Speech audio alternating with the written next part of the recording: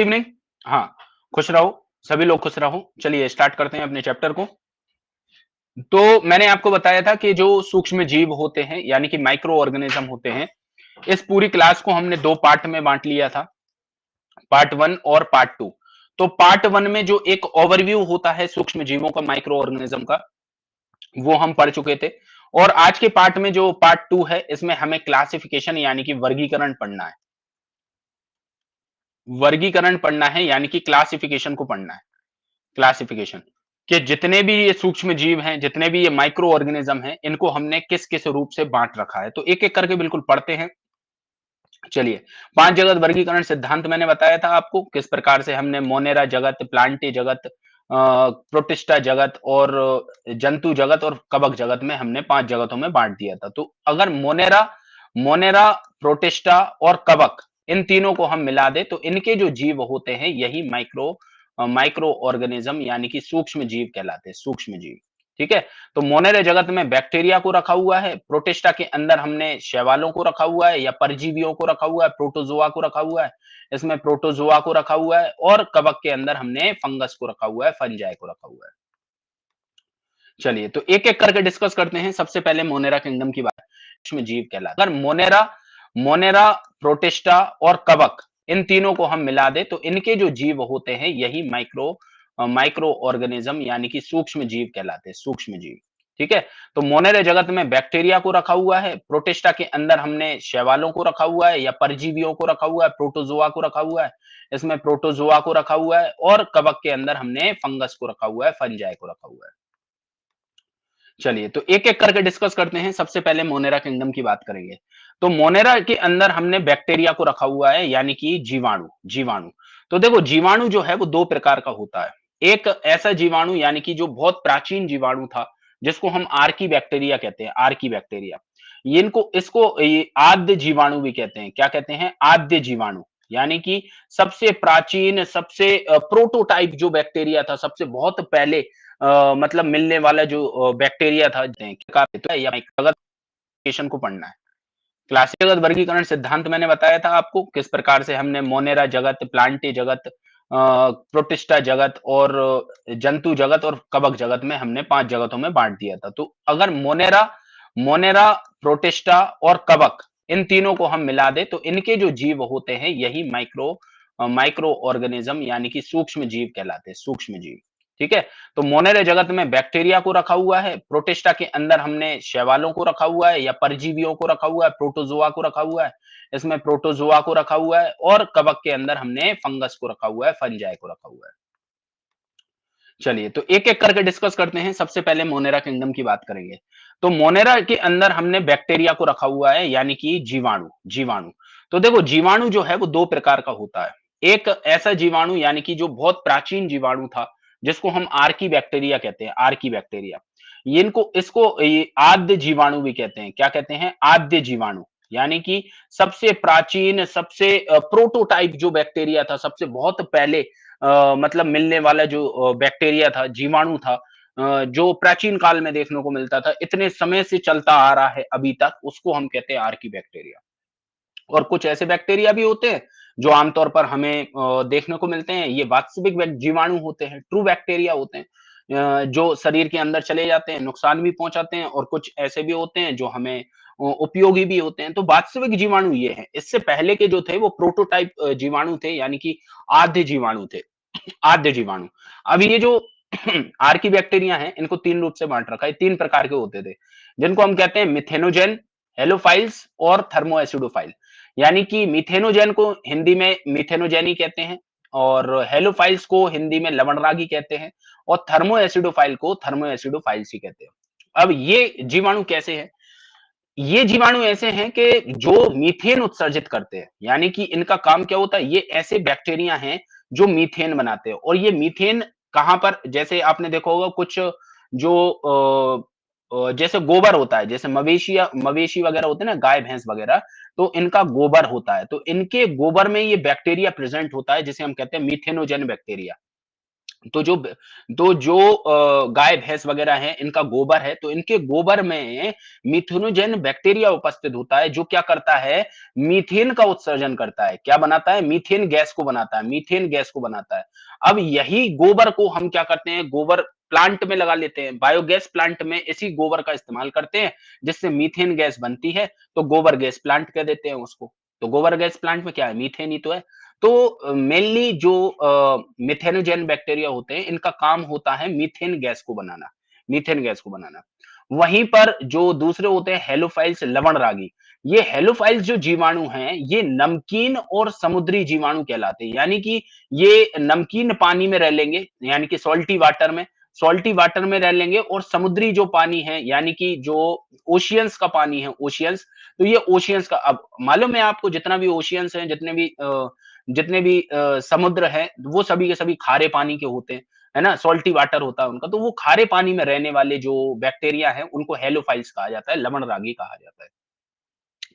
वहीं पर कुछ ऐसे बैक्टीरिया होते हैं जो थर्मो एसिडोफाइल्स होते हैं, यानी कि ये कहां पर होंगे, तो जो जैसे आपने झरने देखे होंगे, झरने का मतलब वाटरफॉल, है ना? तो जो वाटरफॉल होते हैं, झरने होते हैं, तो कुछ ऐसे भी झरने होते हैं जो एसिडिक झरने होते हैं, अम्लीय झरने होते हैं, है ना? जहां पानी बरसता है, तो कुछ अम्लीय, यानी उनमें एसिड्स वगैरह होती है, तो ये सल्फर के झरने होते हैं। इन सल्फर के झरनों में थर्मो एसिडोफिल्स पाए जाते हैं, यानी एसिडिक झरने होते हैं ये। ठीक है, वाटरफॉल। तो पहले ही बताया था कि जो आर्की बैक्टीरिया है, ये आर्की बैक्टीरिया बहुत से बहुत हार्श जो कंडीशन होती है ना, एक्सट्रीम से एक्सट्रीम कंडीशन, वहां पर भी रह सकते हैं। अब देखो, खौलते हुए पानी में रहते हैं, खौलते हुए जल में रहते हैं, है ना? गोबर में रहते हैं, सॉल्टी वाटर में, नमकीन पानी में, समुद्र के अंदर रहते हैं, झरनों में रहते हैं, एसिडिक झरनों में रहते हैं। तो ये जो सभी इस प्रकार के जो बैक्टीरिया हैं, ये सभी के सभी आर्की बैक्टीरिया कहलाते हैं। आर्की बैक्टीरिया, और आर्की बैक्टीरिया 3 प्रकार के हैं। अब जो चौथी कैटेगरी है, ये इसको हम कहते हैं वास्तविक जीवाणु। ये हमें देखने को मिलते हैं हमारे यहाँ पे। तो यू बैक्टीरिया भी कहते हैं इनको, ट्रू बैक्टीरिया भी कहते हैं, वास्तविक जीवाणु भी कहते हैं। अब वास्तविक जीवाणुओं को 3 आधार पे बांटा। एक तो व्यवहार के आधार पे, यानी कि बेस्ड ऑन बिहेवियर, बिहेवियर के आधार पे बांटा। संरचना के आधार पे बांटा, यानी कि स्ट्रक्चर के आधार पे बांटा, स्ट्रक्चर। और तीसरा जो है, उसे पोषण के आधार पे बांटा, यानी कि न्यूट्रिशन के आधार पे बांटा। यानी कि जो ट्रू बैक्टीरिया, वास्तविक जीवाणु है, इसको बिहेवियर के आधार पे, स्ट्रक्चर के आधार पे, और न्यूट्रिशन के आधार पे, 3 आधार पे बांट दिया। बिहेवियर के आधार पे ये 2 प्रकार का है। कौन सा? Gram positive and gram negative. Gram positive और ग्राम नेगेटिव। देखो, बैक्टीरिया जो है, बैक्टीरिया में एक इंपॉर्टेंट बात होती है। जैसे ये बैक्टीरिया है, तो पहली चीज तो, ये कोई भी बैक्टीरिया होगा, कोई भी जीवाणु होगा, जीवाणु, तो ये जीवाणु की अगर संरचना को हम देखें, तो बाहर जीवाणु की संरचना में क्या होता है कि ये जो बाहर की लेयर है ना, आउटर लेयर, बाहरी परत, इसको हम कहते हैं कोशिका भित्ति। क्या कहते हैं? कोशिका भित्ति कहते हैं, यानी कि सेल वॉल कहते हैं, सेल वॉल, बाहरी लेयर। ठीक है, तो ये जो कोशिका भित्ति है ना बैक्टीरिया के अंदर, ये कोशिका भित्ति किसकी बनी होती है? पेप्टिडोग्लाइकन की, पेप्टिडोग्लाइकन की बनी होती है, पेप्टिडोग्लाइकन। ठीक है, और इसके अंदर एक झिल्ली पाई जाती है, जिसको हम कहते हैं कोशिका झिल्ली। इसको हम क्या कहते हैं? कोशिका झिल्ली कहते हैं, कोशिका झिल्ली। कोशिका झिल्ली, यानी कि cell membrane, cell membrane, cell membrane. और इस कोशिका झिल्ली के अंदर यहां पर ये द्रव भरा हुआ रहता है, ये पूरे में लिक्विड भरा हुआ है, जिसे हम कहते हैं साइटोप्लाज्म। क्या कहते हैं? साइटोप्लाज्म कहते हैं, जिसे हम कहते हैं कोशिका द्रव, कोशिका द्रव। क्योंकि, और ये जो एक बैक्टीरिया है ना, ये बैक्टीरिया पूरा, ये बैक्टीरिया यूनिसेलुलर होता है। इतना तो आप जानते हो कि प्रोकैरियोटिक जीव है और एक कोशिकीय है, एक ही कोशिका से मिलकर बना है, यानी कि इसमें और ज्यादा अन्य कोशिकाएं नहीं है। यूनिसेलुलर जीव है और प्रोकैरियोटिक है। पीछे एक कशाब मौजूद होती है, यानी कि इसमें फ्लैजिला होती है, जिस कारण से ये बैक्टीरिया जो है वो मूव कर पाता है। और जितना भी आनुवंशिक पदार्थ है, वो पूरा का पूरा इसकी बॉडी के अंदर फैला होता है, यानी कि जो जेनेटिक मटेरियल है, यानी कि डीएनए, आरएनए जो हैं, वो जेनेटिक मटेरियल पूरे के पूरे कहां पर? इसकी बॉडी के अंदर फैले हुए हैं। तो एक जीवाणु की देखें तो इस प्रकार की संरचना होती है, एक ही सेल का होता है, और बहुत ही सिंपल संरचना वाला होता है, प्रोकैरियोटिक, एक कोशिकीय जीव होता है ये। ठीक है, वहीं पर, तो इसकी जो आउटर लेयर है ना, जिसे हम सेल वॉल कहते हैं, इस आउटर लेयर में क्या होता है कि इस बाहरी परत में एक अम्ल पाया जाता है जिसे हम कहते हैं teichoic acid. Teichoic teichoic acid teichoic acid. तो जो ग्राम पॉजिटिव होता है, ग्राम पॉजिटिव, इसमें टिकोइक एसिड नहीं होता है। ग्राम नेगेटिव जो होता है इसमें टिकोइक एसिड प्रेजेंट होता है। तो ये टिकोइक एसिड करता क्या है, ये इसको स्ट्रेंथ देता है। स्ट्रेंथ यानी कि टिकोइक एसिड प्रेजेंट है तो वो जो परत होगी ना, सेल वॉल, वो थोड़ी मोटी होगी, है ना, जिसके कारण उसमें स्ट्रेंथ आएगी, मजबूती आएगी। जिसमें उपस्थित नहीं है तो वो उसकी सकड़ी होगी। तो इनमें मुख्य अंतर जो है वो टिकोइक एसिड का होता है। वहीं पर स्ट्रक्चर के आधार पे देखें, संरचना के आधार पे देखें, तो ये 4 प्रकार के हो जाते हैं। जैसे कि एक गोलाकार होता है, स्फेरिकल जीवाणु होता है। स्फेरिकल जीवाणु को हम कोकाई कहते हैं। क्या कहते हैं? कोकाई। कोकाई कहते हैं, COCCI, कोकाई। और दूसरा होता है कैप्सूल की तरह, यानी कि रॉड शेप का होता है, ये लंबा लंबा होता है, रॉड शेप का, कैप्सूल की तरह। इसको हम बैसिलस कहते हैं। क्या कहते हैं? बैसिलस जीवाणु। बैसिलस, जैसे आपने नाम सुना हो ना, लैक्टोबैसिलस, दूध में पाया जाता है। तो ये बैसिलस प्रजाति इसी का ही है ये।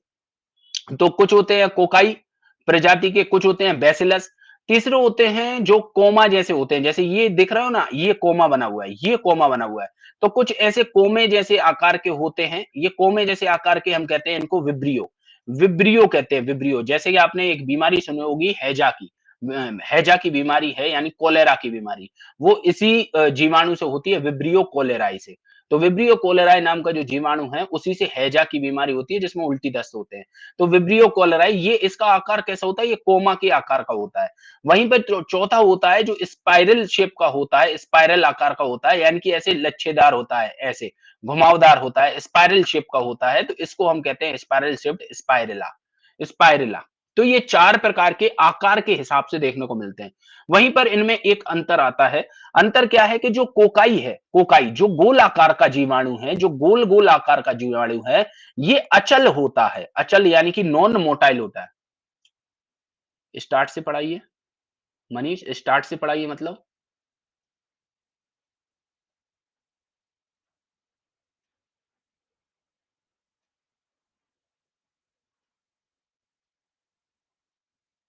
बाद में वीडियो देख रहे हो क्या? लाइव चल रही है वीडियो।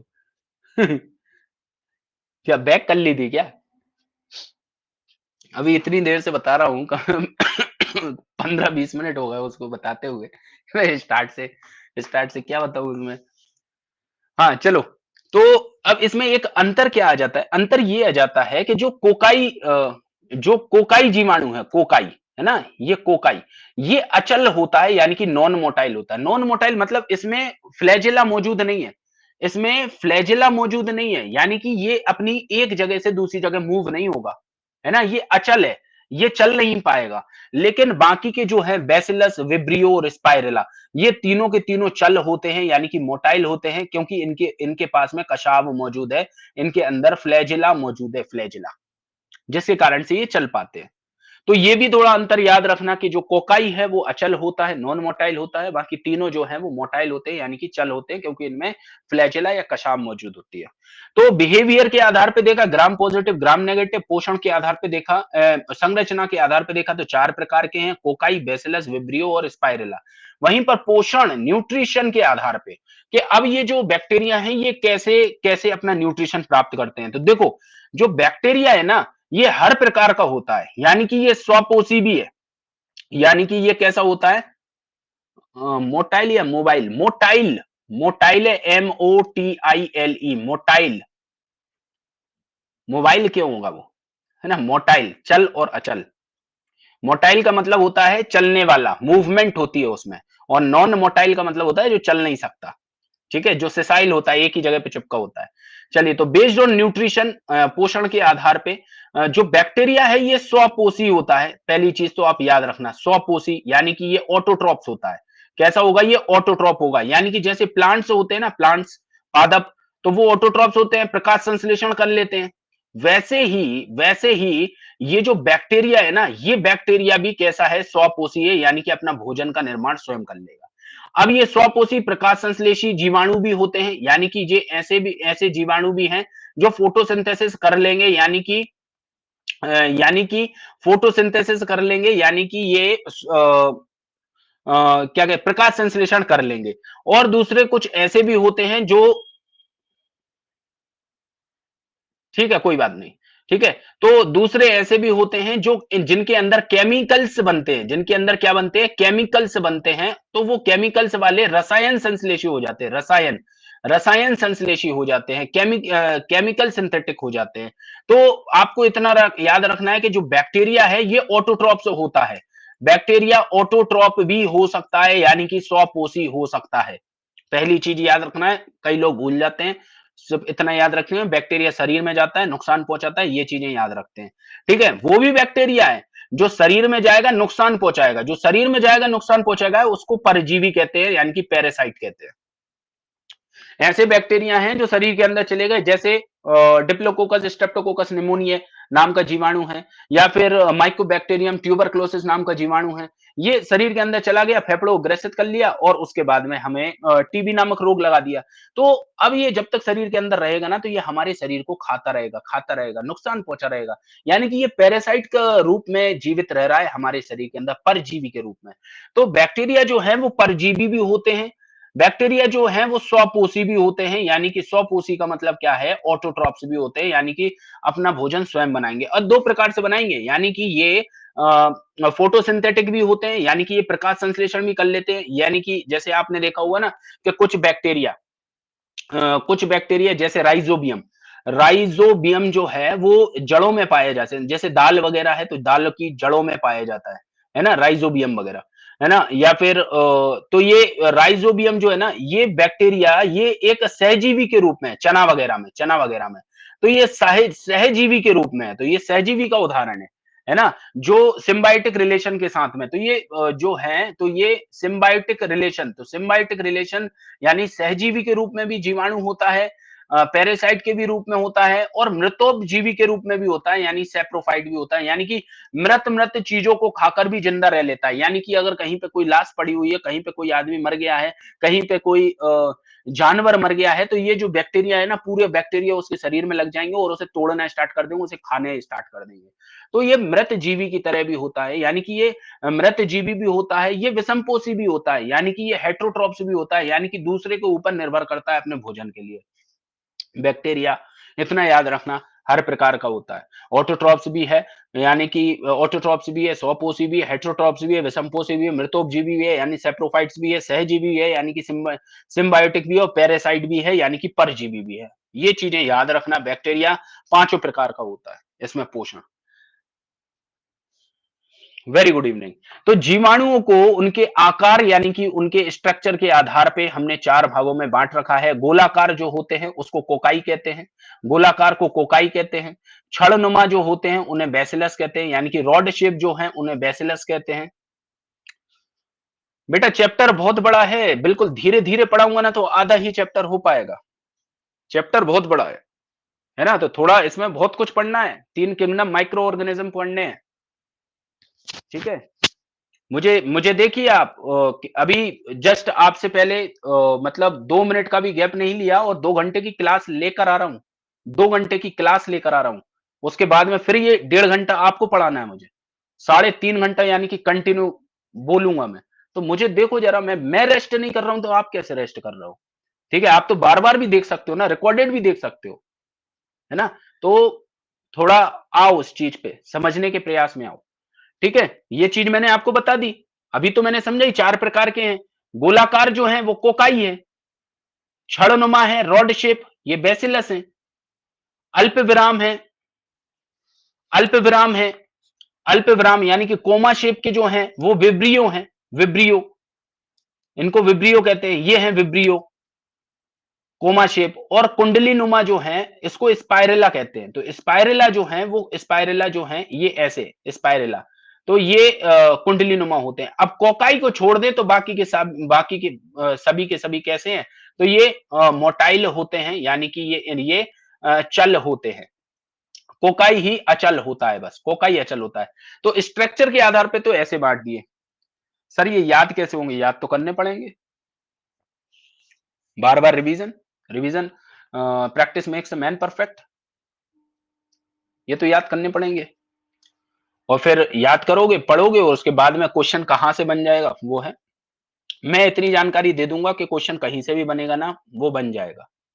इससे बेफिक्र रहो, इससे ज्यादा डीप में नहीं जा पाएगा कोई भी एग्जामिनर। जो बता रहा हूं वहीं से क्वेश्चन आ जाएगा। तो कुछ जीवाणु जो हैं वो स्वपोषी होते हैं, यानी कि अपने भोजन का संश्लेषण स्वयं कर लेते हैं, यानी कि वो ऑटोट्रॉप्स होते हैं।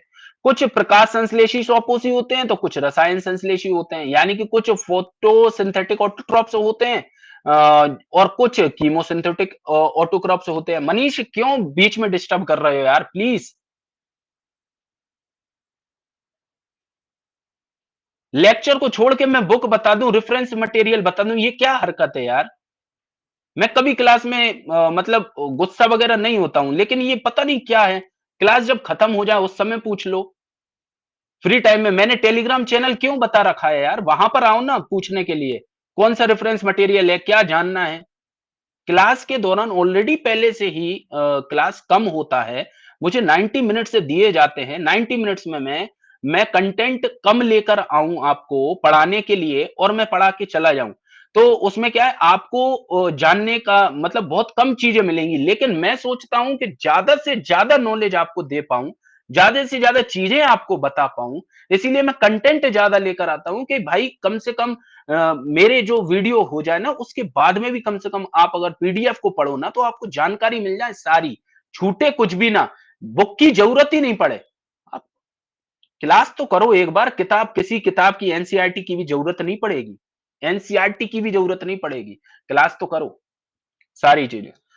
तो जो बैक्टीरिया होता है ना, तो ये प्रकाश संश्लेषी यानी कि स्वपोषी यानी कि फोटोसिंथेटिक ऑटोट्रॉप्स भी होता है, और रसायन सिंथेटिक भी होता है, यानी कि कीमोसिंथेटिक भी होता है। ठीक है, तो इस प्रकार से। अब कुछ जीवाणु परपोषी के रूप में भी होते हैं। तो मैंने बताया ना आपको, ये स्वपोषी भी हैं, परपोषी भी हैं, उसके बाद में ये विषमपोषी भी हैं, परजीवी भी हैं, मृतोपजीवी भी हैं। तो पांचों प्रकार से बैक्टीरिया देखने को मिलेगा। ठीक है, अर्थात ये भोजन के लिए अन्य जीवों या मृत जैविक पदार्थों पर निर्भर करते हैं। कीमोसिंथेटिक, कीमोसिंथेटिक का मतलब ये होता है, जैसे आपने कुछ बैक्टीरिया का नाम सुना होगा, नोस्टॉक या एनावीना, नोस्टॉक या अनाबिना।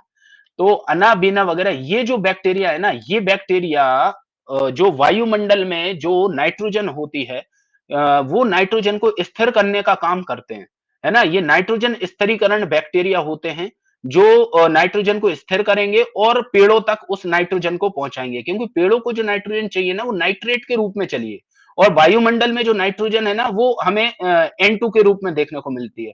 तो पेड़ उस वायुमंडलीय नाइट्रोजन को ग्रहण नहीं कर पाते, इसीलिए इनको कन्वर्ट करने के लिए कुछ बैक्टीरिया होते हैं, नोस्टॉक अनाबिना जैसे। ये क्या करते हैं कि नाइट्रोजन को स्थिर करते हैं, इनको नाइट्रोजन स्थिरीकरण बैक्टीरिया, नाइट्रोजन स्थिरीकरण जीवाणु कहते हैं। ये बैक्टीरिया अपने अंदर रसायन बनाते हैं, रसायन केमिकल्स बनाते हैं, और फिर ये केमिकल्स यानी कि वो क्या करते हैं, नाइट्रोजन को कन्वर्ट करते हैं नाइट्रेट्स में, और फिर ये नाइट्रेट्स को प्लांट से ग्रहण करते हैं, यानी कि उनको वहां तक पहुंचाते हैं। तो ये जो केमिकल्स है ना, ये केमिकल्स क्या है, ये नाइट्रोजन है ना। तो ये नाइट्रोजन केमिकल को वो क्या करते हैं, स्थिर करने का काम करते हैं। नोस्टॉक एनाबिना उनके प्रमुख उदाहरण हो जाते हैं। दुनिया का सबसे छोटा जीव, दुनिया का सबसे छोटा जीव, सबसे छोटा, ये याद रखना एग्जाम में आता है, दुनिया का सबसे छोटा जीव, स्मॉलेस्ट, स्मॉलेस्ट ऑर्गेनिज्म, आप इसको कहो स्मॉलेस्ट ऑर्गेनिज्म, स्मॉलेस्ट ऑर्गेनिज्म, या फिर आप इसको कहो स्मॉलेस्ट सेल। तो जो जीव सबसे छोटा है, तो उसकी कोशिका भी सबसे छोटी होगी, है ना। जो जीव सबसे छोटा है, तो उसकी सेल यानी कि उसकी जो सेल है यानी कि उसकी कोशिका है, वो भी सबसे छोटी है। तो दुनिया का सबसे छोटा जीव है, उसको हम कहते हैं माइकोप्लाज्मा, माइकोप्लाज्मा, जिसका अन्य नाम है पीपीएलओ। इसको पीपीएलओ भी कहते हैं, माइकोप्लाज्मा को ही पीपीएलओ कहते हैं। पीपीएलओ का फुल फॉर्म है pleuro pneumonia like organism, pleuro pneumonia, pneumonia like organism, organism, ऐसा जीव जो निमोनिया रोग को फैलाता है, इसको हम कहते हैं पीपीएलओ। और इसी को हम माइकोप्लाज्मा गैलीसेप्टिकम भी कहते हैं। दुनिया का सबसे छोटा जीव है।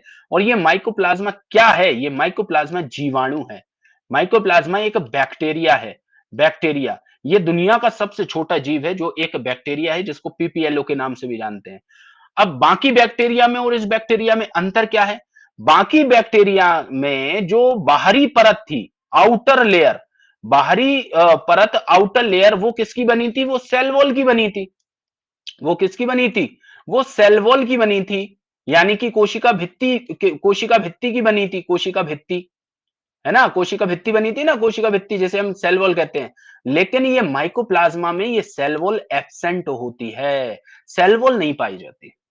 तो इसकी बाहरी परत क्या होती है? बाहरी परत में झिल्ली होती है, यानी कि सेल मेम्ब्रेन होती है, जो प्रोटीन की बनी होती है। किसकी बनी होती है? प्रोटीन की। यानी कि बाहरी परत किसका बना है माइकोप्लाज्मा का?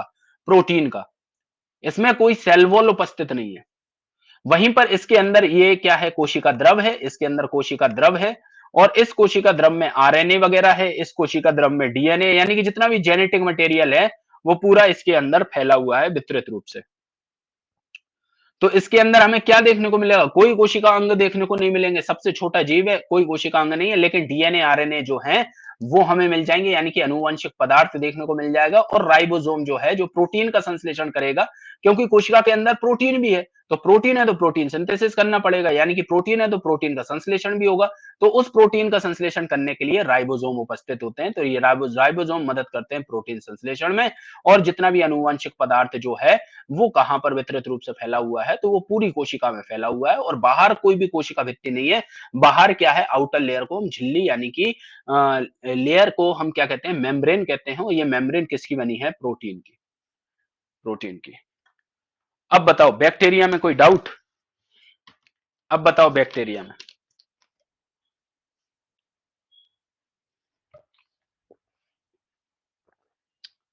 अब पूछो बैक्टीरिया में, जो बैक्टीरिया मैंने बताया, अब बैक्टीरिया में डाउट पूछो तुम। अब निकालो डाउट, एनसीईआरटी से निकालो, रेफरेंस मटेरियल से निकालो, जहां से डाउट निकालने वहां से निकालो। माइकोप्लाज्मा जो है,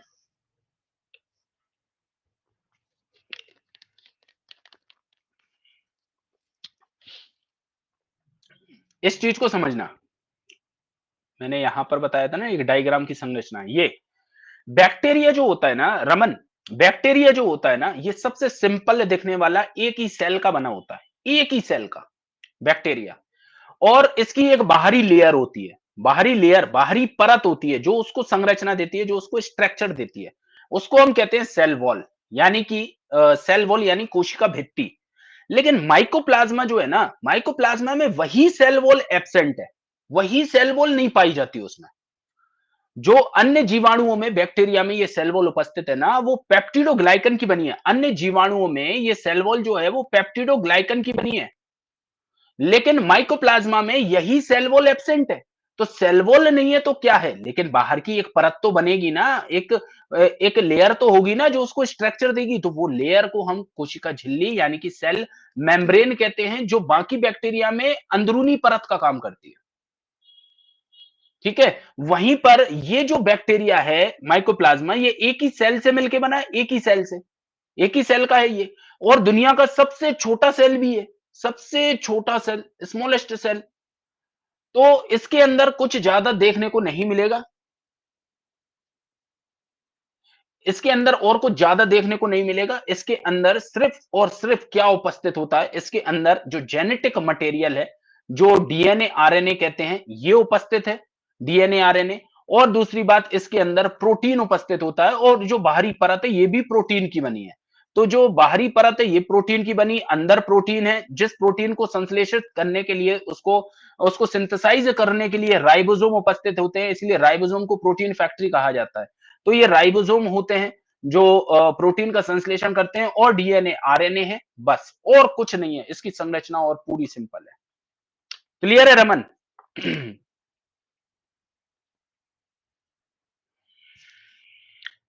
याद रखने के लिए तो 10 बार वीडियो देखो।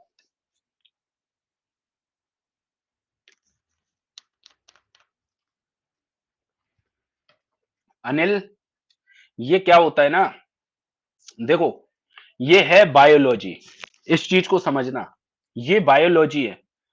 और कुछ ऐसे बच्चे होते हैं कि जिनका बैकग्राउंड नहीं होता है ना, तो उन्हें तो बहुत मतलब डिफिकल्ट हो जाता है, डिफिकल्ट हो जाता है। बायोलॉजी मतलब समझो पूरी की पूरी एक शाखा है, पूरी की पूरी डॉक्टर्स बना रही है बायोलॉजी। एक ब्रांच ऐसी है 11th-12th में जो मिलती है, जो डॉक्टर्स को बना रही है। एक ऐसी एक अलग दिशा ही मोड़ रही है। अब कोई आ गया जो कॉमर्स में चला गया, तो उसको तो अब पता ही नहीं है ना कि ये चीज़ें हैं क्या? एक बार का इत्तेफाक था ना, मैं बताया था मैंने आपको कि क्लास में मैंने लिखा हेडिंग, ऑफलाइन क्लास में मैंने हेडिंग लिखी सेल, तो बच्चे कहने लगे सर वो रिमोट वाला सेल पढ़ा रहे हो।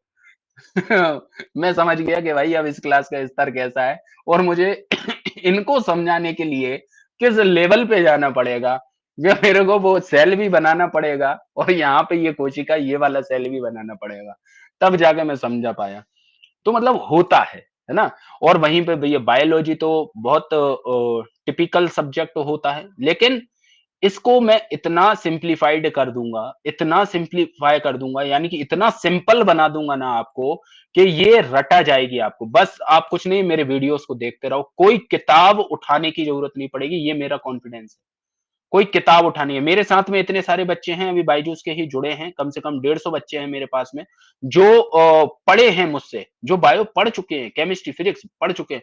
आप टेलीग्राम चैनल पे आओ, उनसे पूछो। है ना? वो खुद बता देंगे कि पहले कुछ नहीं आता था, आज उनका कॉन्फिडेंस देखो कि कितने ही प्रकार के क्वेश्चन आ जाए वैसे ही कर देते हैं चुटकियों में। सिर्फ सुना मुझे, अच्छे से समझने का प्रयास किया, सारी चीजें आ गई, सारी चीजें। जो डर था ना वो दौड़ गया, भाग गया वो डर। है ना? तो ये कुछ नहीं है, आप सिर्फ विश्वास मुझ पे रखो और सुनते चलो और रिवीजन करते करो और शिद्दत से मेहनत करो। बस ये मेहनत मांगती है ये। रिवीजन कैसे होगा? रिवीजन कैसे होता है? कानों में हेडफोन लगाओ, मोबाइल सामने रखो, वीडियो देखते चलो, पीडीएफ डाउनलोड करो, उसका प्रिंट निकाल के अपने सामने रखो, वीडियो चला रहे हो, नोट्स को अंडरलाइन कर रहे हो, हाइलाइट कर रहे हो, ऐसे रिवीजन होगा। एक बार हो जाए, फिर दूसरी बार सिर्फ वो नोट्स को पकड़ो, वीडियो को मत देखो, नोट्स को पकड़ो, उसको फिर एक बार थ्रू आउट रीडिंग करो।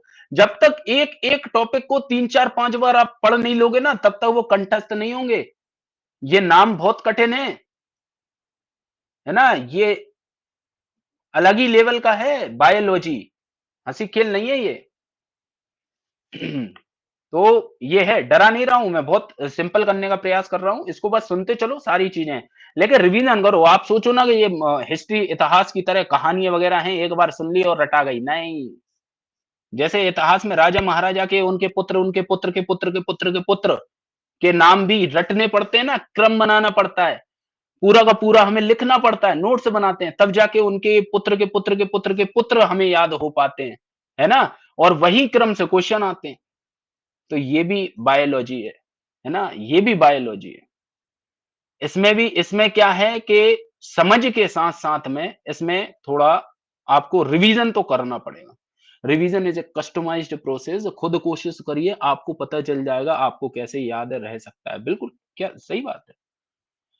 मेरा जो तरीका रहता था ना पढ़ने का, मैं आपको बताता हूँ। मेरा जो तरीका था, मैं खुद के सेल्फ नोट्स बनाता था। जैसे मैं पढ़ा रहा हूँ ना आपको, पढ़िए। पहले तो एक वीडियो देखिए, सिंपली सुनिए मुझे, नोट्स मत बनाइए अभी। अभी सिर्फ सुनिए, मैं क्या समझाने का प्रयास कर रहा हूँ और सुन लीजिए। और जब ये वीडियो जब आप कंप्लीट कर चुके रहो ना, मतलब ऑनलाइन लाइव बैठ के जब आप कंप्लीट कर चुके रहो ना, तो फिर उसके बाद में जब सेकंड टाइम, 1.5 घंटे की क्लास है, 90 मिनट्स, सेकंड टाइम में आप इसकी स्पीड को 2x कर दीजिए। यानी कि इसको आप 45 मिनट्स में कंप्लीट करिए, 2x की स्पीड में, क्योंकि सेकंड टाइम देख रहे हो, आपको दिमाग में क्लिक होते जाएंगे कि हाँ हाँ हाँ हाँ, ये चल रहा था, ठीक है। और जो नोट्स हैं, नोट्स का प्रिंट लेना ना भूले, प्रिंट निकालो और उसमें अंडरलाइन करते चलो। और बस उसके बाद में फिर कभी भी वीडियो वीडियो कुछ मत देखना, सीधे अपने जो नोट्स है ना, जिसको हाईलाइट किया है, अंडरलाइन किया है, बस उन्हीं नोट्स को रिवीजन के तौर पर जब थर्ड टाइम में आप एग्जाम देने जाओ ना, उसके पहले वही अंडरलाइन वाले जो कॉन्सेप्ट है उन्हीं को एक बार पढ़ लेना, कभी नहीं भूलोगे, कभी नहीं। लेकिन दिमाग में एक चीज जरूर रखना कि हम जो पढ़ रहे हैं ना, वो हम पढ़ सकते हैं, वो हमारे लिए कोई नया नहीं है। और ये सब्जेक्ट ऐसा नहीं है कि हाय तौबा और हौवा मचा के रखा है कि नहीं, नहीं बनेगा। अरे हमने भी तो पढ़ा ही होगा ना कहीं न कहीं से। मेरे तो आपको पता है मैं एमटेक इंजीनियर हूँ। वो भी ऑनर्स। पहले इंजीनियरिंग करी, है ना? पहले इंजीनियरिंग की, बीटेक, फिर उसके बाद में एमटेक, ऑनर्स। तो मेरा कोई सब्जेक्ट नहीं था साइंस, है ना? मैं एक अलग ही स्ट्रीम का व्यक्ति था। लेकिन वक़्त ने, हालात ने कुछ ऐसी परिस्थितियाँ खड़ी कर दी कि जहाँ पर मुझे टीचिंग प्रोफ़ेशन में आया। टीचिंग प्रोफ़ेशन में आना पड़ा और जब मैं टीचिंग प्रोफ़ेशन में आया ना, तो वहाँ पर मैंने जब देखी बड़ी-बड़ी कोचिंग इंस्टीट्यूट, मैं इंदौर में था उस दौरान, तो जब मैंने बड़ी-बड़ी कोचिंग इंस्टीट्यूट में जाकर देखा कि भाई सर, मैंने उनसे बोला कि सर मैं पढ़ाना चाहता हूँ, मैं टीचिंग करना चाहता हूँ। तो उन्होंने देखा, इंटरव्यू वगैरह लिए, मैंने इंटरव्यू भी दिए। तब उन्होंने सबने मुझसे एक ही बात बोली कि सर आप कौन से सब्जेक्ट पढ़ाते हो? तो मैंने बोला सर मैं हिस्ट्री पढ़ाता हूँ, पॉलिटी पढ़ाता हूँ, ज्योग्राफी भी पढ़ा लेता हूँ सर। तो कहने लगे सर इतिहास, भूगोल और संविधान के तो सर हैं हमारे पास, तो बहुत बड़े-बड़े बल्लम बैठे हैं। बहुत बड़े-बड़े ज्ञाता हैं सर हमारे पास, जो डायरेक्टर हैं सर वही इतिहास पढ़ा रहे हैं सर। जो पॉलिटी है वही पढ़ा रहे हैं सर। असिस्टेंट डायरेक्टर पॉलिटी पढ़ा रहे हैं। तो मतलब इतिहास, भूगोल, संविधान पर बड़े-बड़े लोगों का कब्जा था। तो मार्केट के अंदर 2 सब्जेक्ट ऐसे थे जिनकी हमेशा शॉर्टेज थी और जिनको पढ़ाने के लिए कोई नहीं मिलता था। वो एक सब्जेक्ट था विज्ञान, वो एक सब्जेक्ट था साइंस, जिसमें फिजिक्स, केमिस्ट्री, बायोलॉजी, टेक्नोलॉजी, मतलब आएगा धुरन बहुत खतरनाक ही व्यक्ति आएगा कोई पढ़ाएगा तो। या तो पढ़ा ही नहीं पाएगा या तो ढंग से ही पढ़ा ले जाएगा। ऐसा ही व्यक्ति आएगा। तो उसमें physics, chemistry, biology, zoology, botany और टेक्नोलॉजी सब। और दूसरा जो सब्जेक्ट था वो था इकोनॉमिक्स। मैंने ये चीज देखी इकोनॉमिक्स, लेकिन अब भैया इंजीनियर व्यक्ति, एमटेक व्यक्ति, इकोनॉमिक्स से दूर दूर तक फासले ही नहीं और हमसे वो चीजें होती नहीं, हमें अच्छी नहीं लगता इकोनॉमिक्स में। तो वो चीजें क्या है ना कि मजा ही नहीं आता इकोनॉमिक्स में। अरे खुद समझ में नहीं आई तो क्या पढ़ाएंगे? अर्थशास्त्र मतलब इतना समझ में आया कि हाँ आराम से पढ़ लेंगे और समझा भी लेंगे, ऐसा नहीं है। लेकिन मजा नहीं आया उस सब्जेक्ट में। लेकिन फिर जब हमने देखा ना विज्ञान, साइंस, तो थोड़ा तो हमने भी पढ़ रखा था। 11th-12th में तो हमने भी पढ़ रखा था, बचपन से पढ़ रखा था। हमने कहा एक काम करो, अब मार्केट में आना है और रिक्वायरमेंट तो साइंस की ही है, बाकी विज्ञान, इतिहास, भूगोल, संविधान में तो बड़े बड़े लोग बैठे हुए हैं, क्या करें? हमने कहा करो भैया, पढ़ो साइंस। और भैया फिर उसके बाद में जो हमने अपनी आंखें फोड़ी है ना किताबों में, जो हमने समय दिया है ना किताबों को, तो 6 से लेके 12वीं तक की तो एनसीईआरटी रट मारी, अलग अलग किताब की रेफरेंस किताबें रट मारी। उसके बाद में कितनी तो वीडियो छान मारी, एक ही टॉपिक के लिए 50 वीडियो देखी, एक टॉपिक के लिए। उत्सर्जन तंत्र करना है तो उसकी 50 वीडियो देखी, तंत्रिका तंत्र करना है 50 वीडियो देखी। आप तो बोल रहे हो कि एक वीडियो से ये चीजें, ये जो अर्जित है, मैं विश्वास मानिए, आप, मैं इंदौर के अंदर था ऑफलाइन कोचिंग में, तो जब मैं पढ़ाने के लिए जाता था ना तो सिर्फ मार्कर लेके जाता था। आज तक कभी किताब लेके नहीं गया, आज तक कभी कॉपी लेके नहीं गया, क्योंकि मुझे जरूरत ही नहीं है। सब दिमाग में इधर है, इधर। घंटों तक आप मुझसे बोलोगे ना, घंटों तक बोल जाऊंगा, घंटों तक पढ़ा ले जाऊंगा। जरूरत ही नहीं पड़ेगी किताब की, मैं वैसे ही पढ़ा के आ जाऊंगा 2 घंटे, 3 घंटे, 5 घंटे, वैसे ही। जरूरत ही नहीं है। क्यों? ये मैंने अपने एक्सपीरियंस से सीखा है। ये सब मुझे 8 साल हो गए पढ़ाते हुए। लेकिन इस 8 साल में मैंने अपने आप को इंप्रूव किया, मैंने अपने आप को डेवलप किया। जब मैं पढ़ाने में, टीचिंग में आया ना, तब मैं इतना ज्यादा, आप कहो मैं इतना ज्यादा नहीं था, क्योंकि स्टार्टिंग सबके साथ में होती है, एकदम से धुरंधर कोई बल्लम पैदा थोड़ी ना हो जाता है ना? तो इंप्रूवमेंट सब में होती है। तो वक्त के साथ साथ मैंने भी अपने आप को अपडेट किया, अपने आप को किया। पहले नॉर्मल स्तर का था, फिर उसके बाद में मैंने अपने आप को और इंप्रूव किया, तो थोड़ा अपने आप को बेहतर किया, फिर परफॉर्मेंस और बेहतर किया और बेहतर किया। आज 8 साल के बाद में ऐसा परफॉर्मेंस हो गया है कि नीचे से लेके ऊपर तक के, यूपीएससी तक के लेवल को वैसे ही पढ़ा दूं, वैसे ही किसी भी क्लास में भेज दो, नॉर्मली पढ़ा दूंगा, क्योंकि कॉन्सेप्ट क्लियर कर लिए ना। एक ही चीज की 50 बार वीडियो देख ली, एक ही चीज की एनसीईआरटी से पढ़ लिया। अब इसके अलावा है क्या, और कौन सी किताब है जिसको और नया पढ़ ले? अपने आप को थोड़ा सा अपडेट रख लिया। इंटरनेट को भी, नेट सर्फिंग कर ली, नेट सर्फिंग से भी पढ़ा कि हाँ भाई कौन सी चीज क्या होती है, क्वेश्चंस लगाए, एमसीक्यू लगाए, और बस सब्जेक्ट ऐसा हो गया कि कमाल। आज आप देख रहे हो बड़ी बड़ी संस्थानों में मैंने पढ़ाया हुआ है। मेरा नाम आप पूछोगे ना तो स्टेट से लेके आप बड़ी-बड़ी जो कोचिंग इंस्टीट्यूट्स हैं, चाहे ऑनलाइन हो चाहे ऑफलाइन हो, वहाँ पर एक बार नाम ले देना कि विक्रांत सर, तो आदमी बता देगा कि हाँ, वो नाम चलता है, वो दाढ़ी वाले सर ना, विक्रांत सर साइंस वाले, विज्ञान वाले, कि ना हाँ, वही। किताब तक लिख दी मैंने, 800 पेज की विज्ञान की किताब लिखी है, 800 पेज की, मेंस की, मुख्य परीक्षा की। लेकिन स्टेट बोर्ड के लिए लिखी है, एमपीपीएससी के लिए। वो अन्य बोर्ड के लिए नहीं है अभी। अन्य बोर्ड के लिए काम जारी है। जैसे ही कंप्लीट हुआ ना, तो बाकी चीजों के लिए भी बताऊंगा मैं। ठीक है? तो चीजें होती हैं, आप पता है, घबराया मत करो इन सब चीज। सर मतलब कैसे कर पाएंगे, कैसे याद कर पाएंगे? बच्चों, मैंने भी याद किया था। तो खैर, मैं ये नहीं बोल रहा हूँ कि ऐसा पढ़ो कि पीछे पीछे मेरे लग जाओ और टीचर बन जाओ। ऐसी बात नहीं कर रहा हूं। आप बिल्कुल स्टेट पीएससी निकालो, डिप्टी कलेक्टर, डीएसपी बनो। लेकिन क्या है कि अपने परफॉर्मेंस को इंप्रूव करने के लिए आपको पढ़ना तो पढ़ना पड़ेगा, रिवीजन करना पड़ेगा। और रिवीजन के लिए बेहतर चीज मैं बता रहा हूं, पहला स्टेप है जो आप किया करो। पहले स्टेप में आप नॉर्मली बैठ के आप वीडियो देखो, 1.5 घंटे की, 90 मिनट्स की। सुनते रहो क्या चल रहा है, कोई नोट्स मत बनाओ। सेकंड में उसकी स्पीड 2x कर लो, और फिर उसको कान में हेडफोन लगा के फिर सुनो। और नीचे अपने प्रिंट आउट रख लो, और उसमें सिर्फ हाइलाइटर से हाईलाइट करते जाओ कि हाँ सर, क्या क्या पॉइंट को नोट करने का बोल रहे हैं और क्या क्या इंपोर्टेंट बोल रहे हैं। देखो, मैंने नोट्स भी बनाए हैं ना, तो नोट्स में भी हाईलाइट किया हुआ है कि इसको आप ज्यादा फोकस से देखो। एक कोशिकीय सुकेंद्रक यूकैरियोटिक। ठीक है? तो ये चीज तो मैं खुद हाईलाइट कर देता हूं ना। जैसे ये हाईलाइट, पक्ष माविका सीलियरी, ये हाईलाइट कर दिया मैंने, पहले ही हाईलाइट कर दिया। अन्य की तो जरूरत ही नहीं है। आपको दूसरे की किताबों को आप देखते हो ना, दूसरे की चीजों आप देखोगे, तो उनमें ये चीजें नहीं मिलेंगी। ये मेरी मेहनत है, ये मैं खुद बच्चों के लिए शॉर्ट करके देता हूं कि आपको क्रक्स क्रक्स मिल जाए। बस आपको पूरा पढ़ने की आवश्यकता नहीं है, क्योंकि रिवीजन करोगे ना आप, तो सिर्फ यही पढ़ना, एक कोशिकीय सुकेंद्रक में यूकैरियोटिक, दिमाग में तुरंत आ जाएगा हाँ किसकी बात हो रही है। फ्लैजेला समझ में आ जाएगा पूछ की बात हो रही है। पूरी क्रम से पढ़ने की जरूरत ही नहीं पड़ेगी। और दूसरी बात एक बात बता दूं, अभी मनीष कह रहे हैं कि सर हैंड नोट से बनाना पड़ेगा। देखो, मैं जो नोट से दूंगा ना आपको, मैं जो पीडीएफ दे रहा हूं, इसमें आपको नोट्स बनाने की जरूरत नहीं पड़ेगी। ठीक है?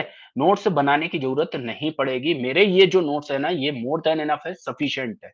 आपने इतना ही पढ़ लिया, बस काम इतना करना। देखो, मैंने हाईलाइट तक करके रखा है कि आप डायरेक्ट जब इस पेज पर आओ ना, तो आपकी डायरेक्ट नजर किस पे पड़े, ये हाईलाइटेड शब्द पे पड़े, और इसी में काम हो जाएगा आपका।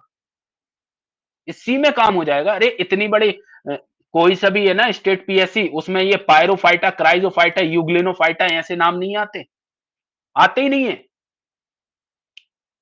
ठीक है? ये डायनोफ्लैजिलेट्स, डायटम वगैरह आते ही नहीं है। एक क्वेश्चन बनना है, दो क्वेश्चन बनना है, बहुत ऊपर ऊपर से बन जाएगा। और वो भी कौन सा बनेगा पता है? कौन सा बनेगा पता है आपको?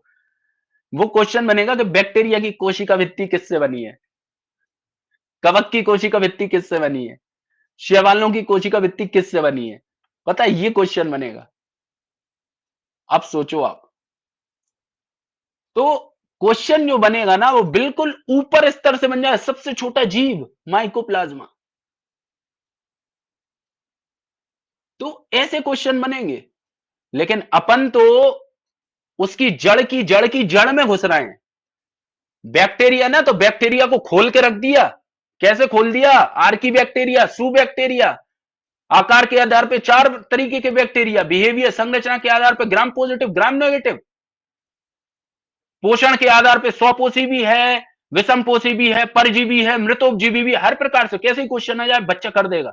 हाँ, बैक्टीरिया के अंदर 5 गुण होते हैं, ये विक्रांत सर ने बताए थे।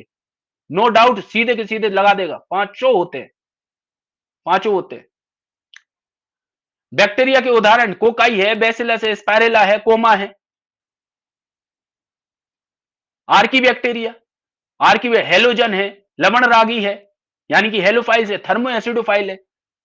अरे किताब में भी जाओगे ना, तो भी ये क्लासिफिकेशन नहीं मिलेगा जो मैं ढूंढ के ये बनाए हैं मैंने खुद से, है ना। ये बनाता हूं मैं। ये देखो, ये मैंने ऊपर से ये नाम लिखे हुए हिंदी में, इंग्लिश में।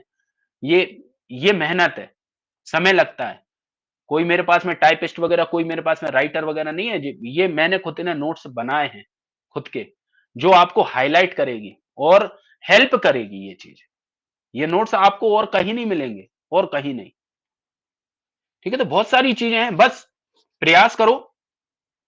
और मेरे जो पुराने स्टूडेंट्स हैं ना, उनसे बात करो, टेलीग्राम चैनल को ज्वाइन कर लेना, विक्रांत सर स्टेट पीसीएस। ठीक है, VIKRANT, विक्रांत सर। मैं बता देता हूं आपको, VIKRANT, Vikrant sir state PCS, Vikrant sir state PCS. तो ये वाला जो टेलीग्राम पे मेरा ग्रुप है, हाँ, ज्वाइन हो ना। तो ये वाला जो टेलीग्राम पे ज्वाइन है, इसमें सभी के सभी मेरे बच्चे ज्वाइन हैं जो मुझसे अभी पढ़ रहे हैं। ठीक है, तो किसी किसी में पूरा साइंस में पढ़ा चुका हूं, किसी में अभी साइंस चल रहा है, आपके में साइंस स्टार्ट हुआ है, उनके में मैं साइंस पढ़ा चुका हूं, किसी में टेक्नोलॉजी पढ़ा रहा हूं, किसी में मेंस पढ़ा रहा हूं। तो वो सभी के सभी बच्चे हैं जो कहीं ना कहीं मुझसे पढ़ रहे हैं। उनका कॉन्फिडेंस देखना आप। ठीक है, और यही बेहतर स्थिति जो है ना, मैं आपकी भी लेकर आऊंगा, क्योंकि जस्ट आपके में अभी स्टार्ट हुआ है। थोड़ा सा आप देखते चलिए, 10 से 15 दिन होने दीजिए। आप अपना कॉन्फिडेंस देखना, आप खुद बोलोगे विक्रांत सर, जो चीज आज तक समझ में नहीं आई ना, वो आपने हलवा बना दी। जो चीज आज तक पढ़ी नहीं है, वो आपने इतनी आसान बना दी कि हमारा फेवरेट सब्जेक्ट साइंस हो गया, इतिहास संविधान भूल गए हम। ठीक है ना, तो ये चीज है, ये क्वालिटी आ जाएगी। ये जस्ट बिगनिंग है, आज तो सेकंड ही क्लास है ना। तो जिनका इंटरेस्ट नहीं है ना, तो इंटरेस्ट जगाने में भी थोड़ा समय लगेगा। हो सकता है कि कुछ शब्द आपको चिंतित कर दें, परेशान कर दें, कि भाई कैसे याद होंगे ये, अरे जैसे दूसरे हो गए वैसे ये भी हो जाएंगे। लेकिन समय तो दूसरे को भी दिया ना, तो समय तो ये भी मांगेगा। तो इसको भी समय दोगे ना, तो ये भी होगा। कोई खेत की मूली थोड़ी ना है जिसको उखाड़ नहीं पाएंगे, ऐसा तो नहीं है ना, है ना, ऐसा तो नहीं है। सब हो जाएगा, चिंता मत करो।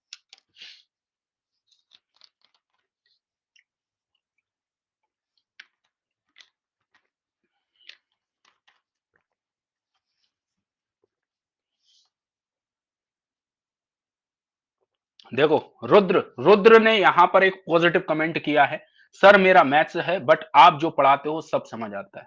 वेल डन रुद्र, बहुत अच्छी बात है। पूजा भी कह रही है कोशिश करने से सब होता है। तो देखो, जो बच्चे इस सब्जेक्ट को, मैं बता रहा हूं ना, बहुत से बच्चे मतलब लंका डुबा रखी है, लंका। इसको कहते हैं लंका डुबा रखी है। हम जब पढ़ाने जाते थे ना ऑफलाइन, इंदौर में, इंदौर मध्य प्रदेश के अंदर, एक इंदौर जो है ना, वो एक हब है, हब एजुकेशन का, एक सेंटर है, हब।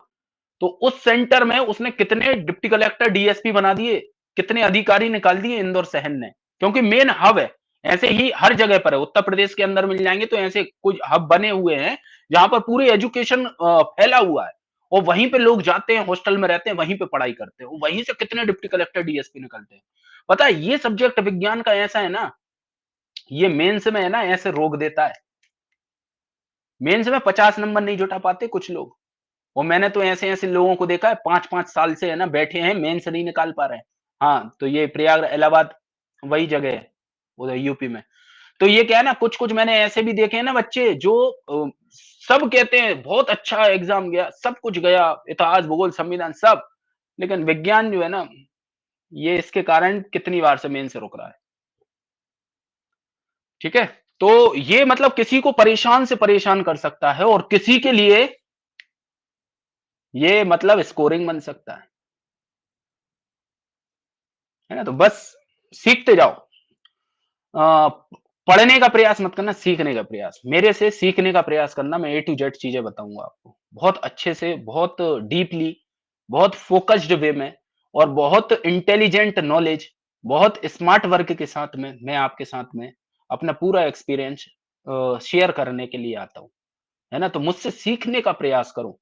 ठीक है, ये मुझसे है ना, ये ऐसी बातें ये बाद में ही किया करो कि सर रिवीजन कैसे करें, या फिर सर ये नोट्स कैसे बनाएं, या फिर सर ये कौन सी किताब पढ़ें, कौन सी नहीं। ये बहुत फालतू की बातें लगती हैं, जो डिस्ट्रैक्ट करती है मुझे। मेरे पास में, पता है, समय का बहुत अभाव रहता है मेरे पास में। मैं 90 मिनट से पढ़ाता हूँ ना, 90 मिनट्स में आप देखते हो 90 मिनट्स में है ना, कंटिन्यू बोलता हूं मैं, कंटिन्यू, कंटिन्यू 90 मिनट्स। क्योंकि मुझे, मैंने सारी चीजें हैं लाइफ में, सब कुछ करो, लेकिन सिर्फ एक काम मत करो, अपनी जो जॉब है ना, उससे गद्दारी मत करो। मैं एजुकेशन देने के लिए आता हूँ ना, तो मैं एजुकेशन दूँगा। मैं उसके साथ में कभी खिलवाड़ नहीं करूँगा।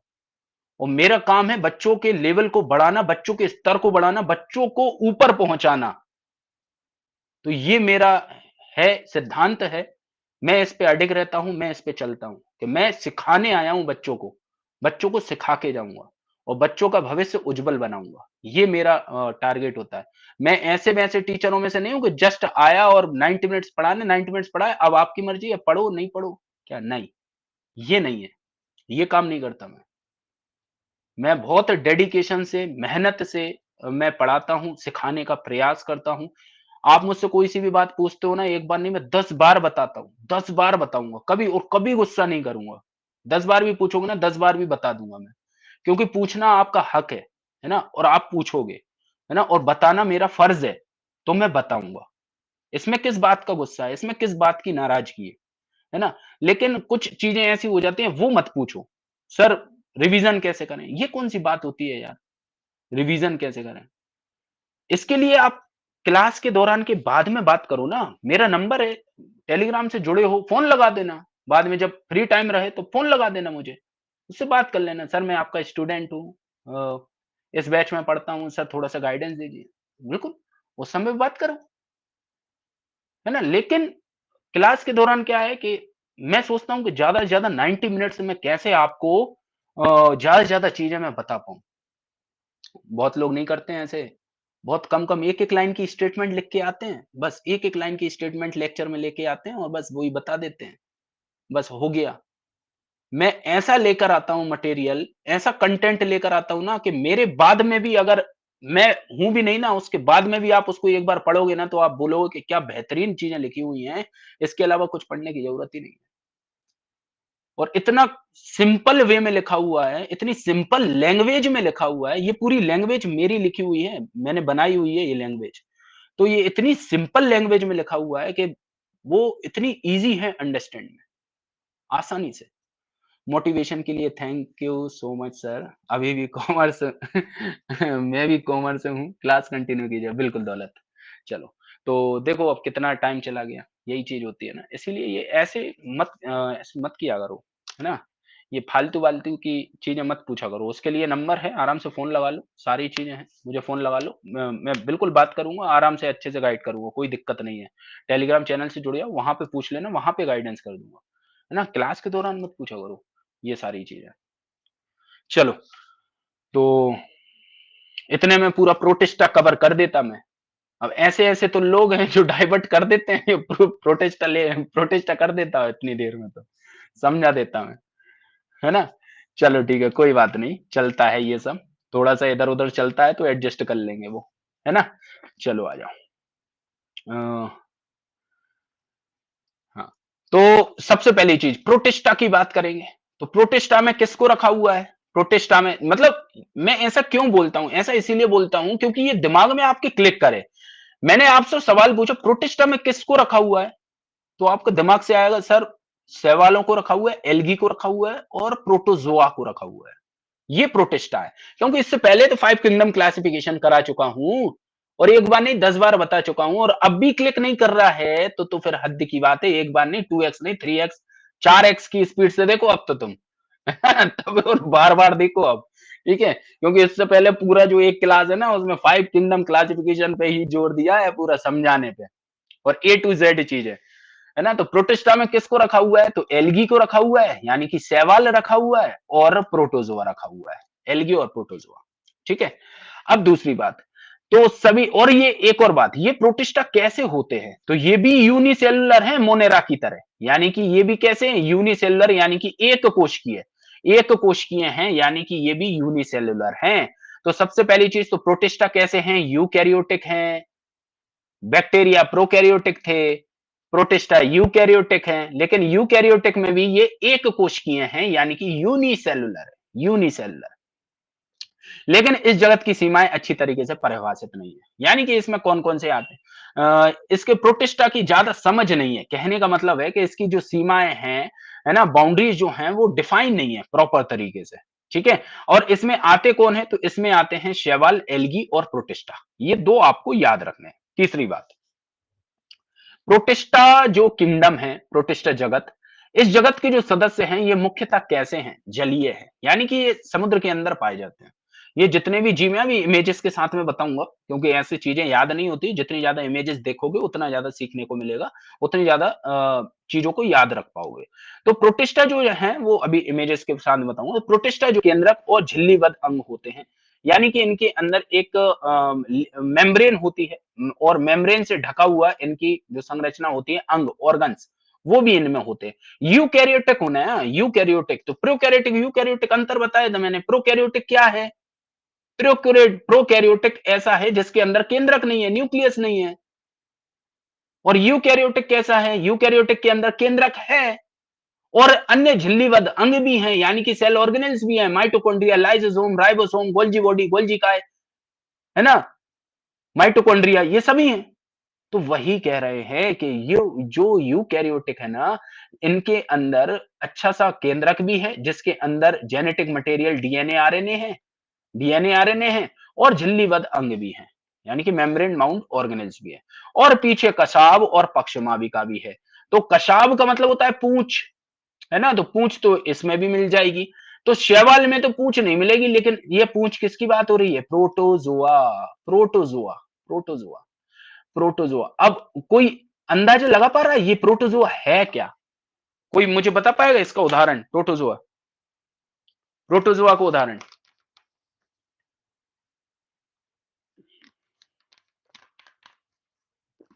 बहुत बढ़िया। तो प्रोटोजोआ का जो उदाहरण है ना, प्रोटोजोआ, नाम से क्या समझ में आ रहा है पता है आपको, नाम से समझ में आ रहा है कि प्रोटोजोआ एक जीव है। क्या है, प्रोटोजोआ एक जीव है, एक ऑर्गेनिज्म है ना, जो कैसा रहता है, तो जो परजीवी की तरह रहता है, परजीवी, परजीवी, परजीवी, परजीवी का मतलब पैरासाइट, पैरासाइट, यानी कि ये एक ऐसा प्रोटोजोआ है, प्रोटोजोआ एक ऐसा जीव है जो परजीवी के तौर पर रहता है, पैरासाइट के तौर पर रहता है, यानी कि ये शरीर के अंदर जाता है, हमें नुकसान पहुंचाता है। एक उदाहरण बताता हूं आपको, आपने मलेरिया की बीमारी सुनी होगी, मलेरिया, मलेरिया जो है, मलेरिया प्लाज्मोडियम परजीवी के कारण होता है, प्लाज्मोडियम प्रोटोजोआ। अब याद आया कुछ, प्लाज्मोडियम प्रोटोजोआ, याद आया किसी को कुछ, मलेरिया की जो बीमारी है वो प्लाज्मोडियम परजीवी के कारण होती है। और इसको लेकर कौन उड़ता है, लेकर उड़ता हुए फीमेल एनोफिलीज मॉस्किटो, मादा एनोफिलीज मच्छर, इस प्लाज्मोडियम परजीवी को लेकर उड़ती है और जाकर काटती है, और ये प्लाज्मोडियम परजीवी शरीर के अंदर चला जाता है, और उससे क्या हो जाता है, मलेरिया रोग हो जाता है। मेरी वॉइस तो पहुंच रही है ना, देखना वीडियो रुका तो नहीं है, क्लियर है ना, क्योंकि आप लोगों की तरफ से कुछ, हाँ, वो नहीं आ रहा था, सिग्नल नहीं आ रहा था, आप लोग कुछ लिख ही नहीं रहे थे। ठीक है, तो प्रोटोजोआ जो है वो एक प्रकार का परजीवी है, याद रखना, परजीवी। वहीं पर अब देखो, ये प्रोटोजोआ का पूरा क्लासिफिकेशन बना दिया मैंने।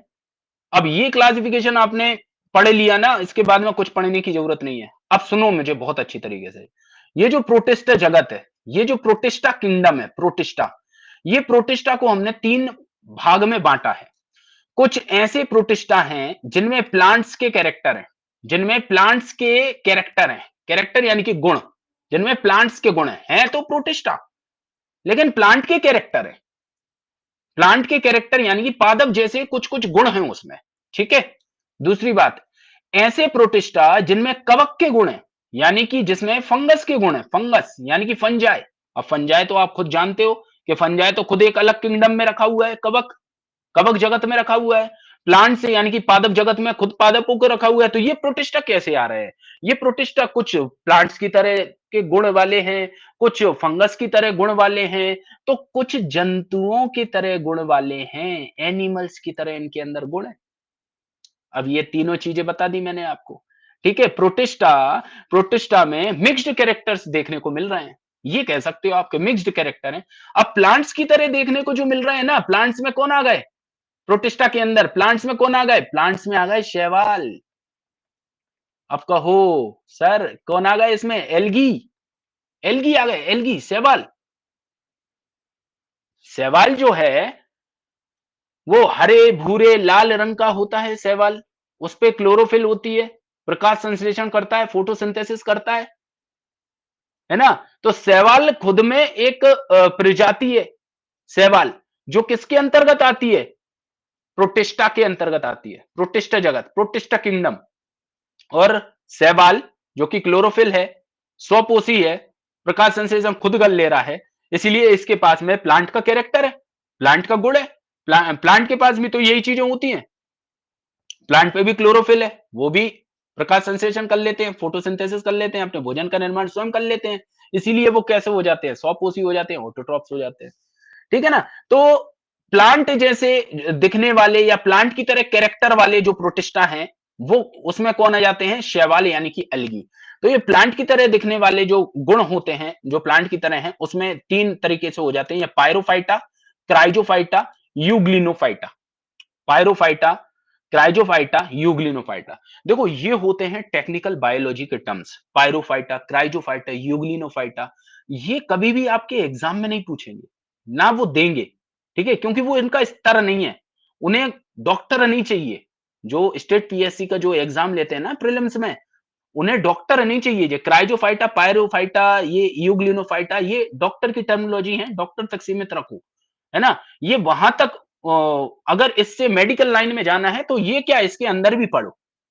लेकिन जब आपको पता है, जब नॉर्मली स्टेट पीएससी के जो एग्जाम देने होते हैं ना, तो उसमें ये सब कुछ नहीं पूछते, उसमें सिंपल पूछता है, बता, रेड एल्गी, ग्रीन एल्गी, हरे शैवाल, भूरे शैवाल, लाल शैवाल, ये उनका स्तर है, ये उनकी नॉलेज है।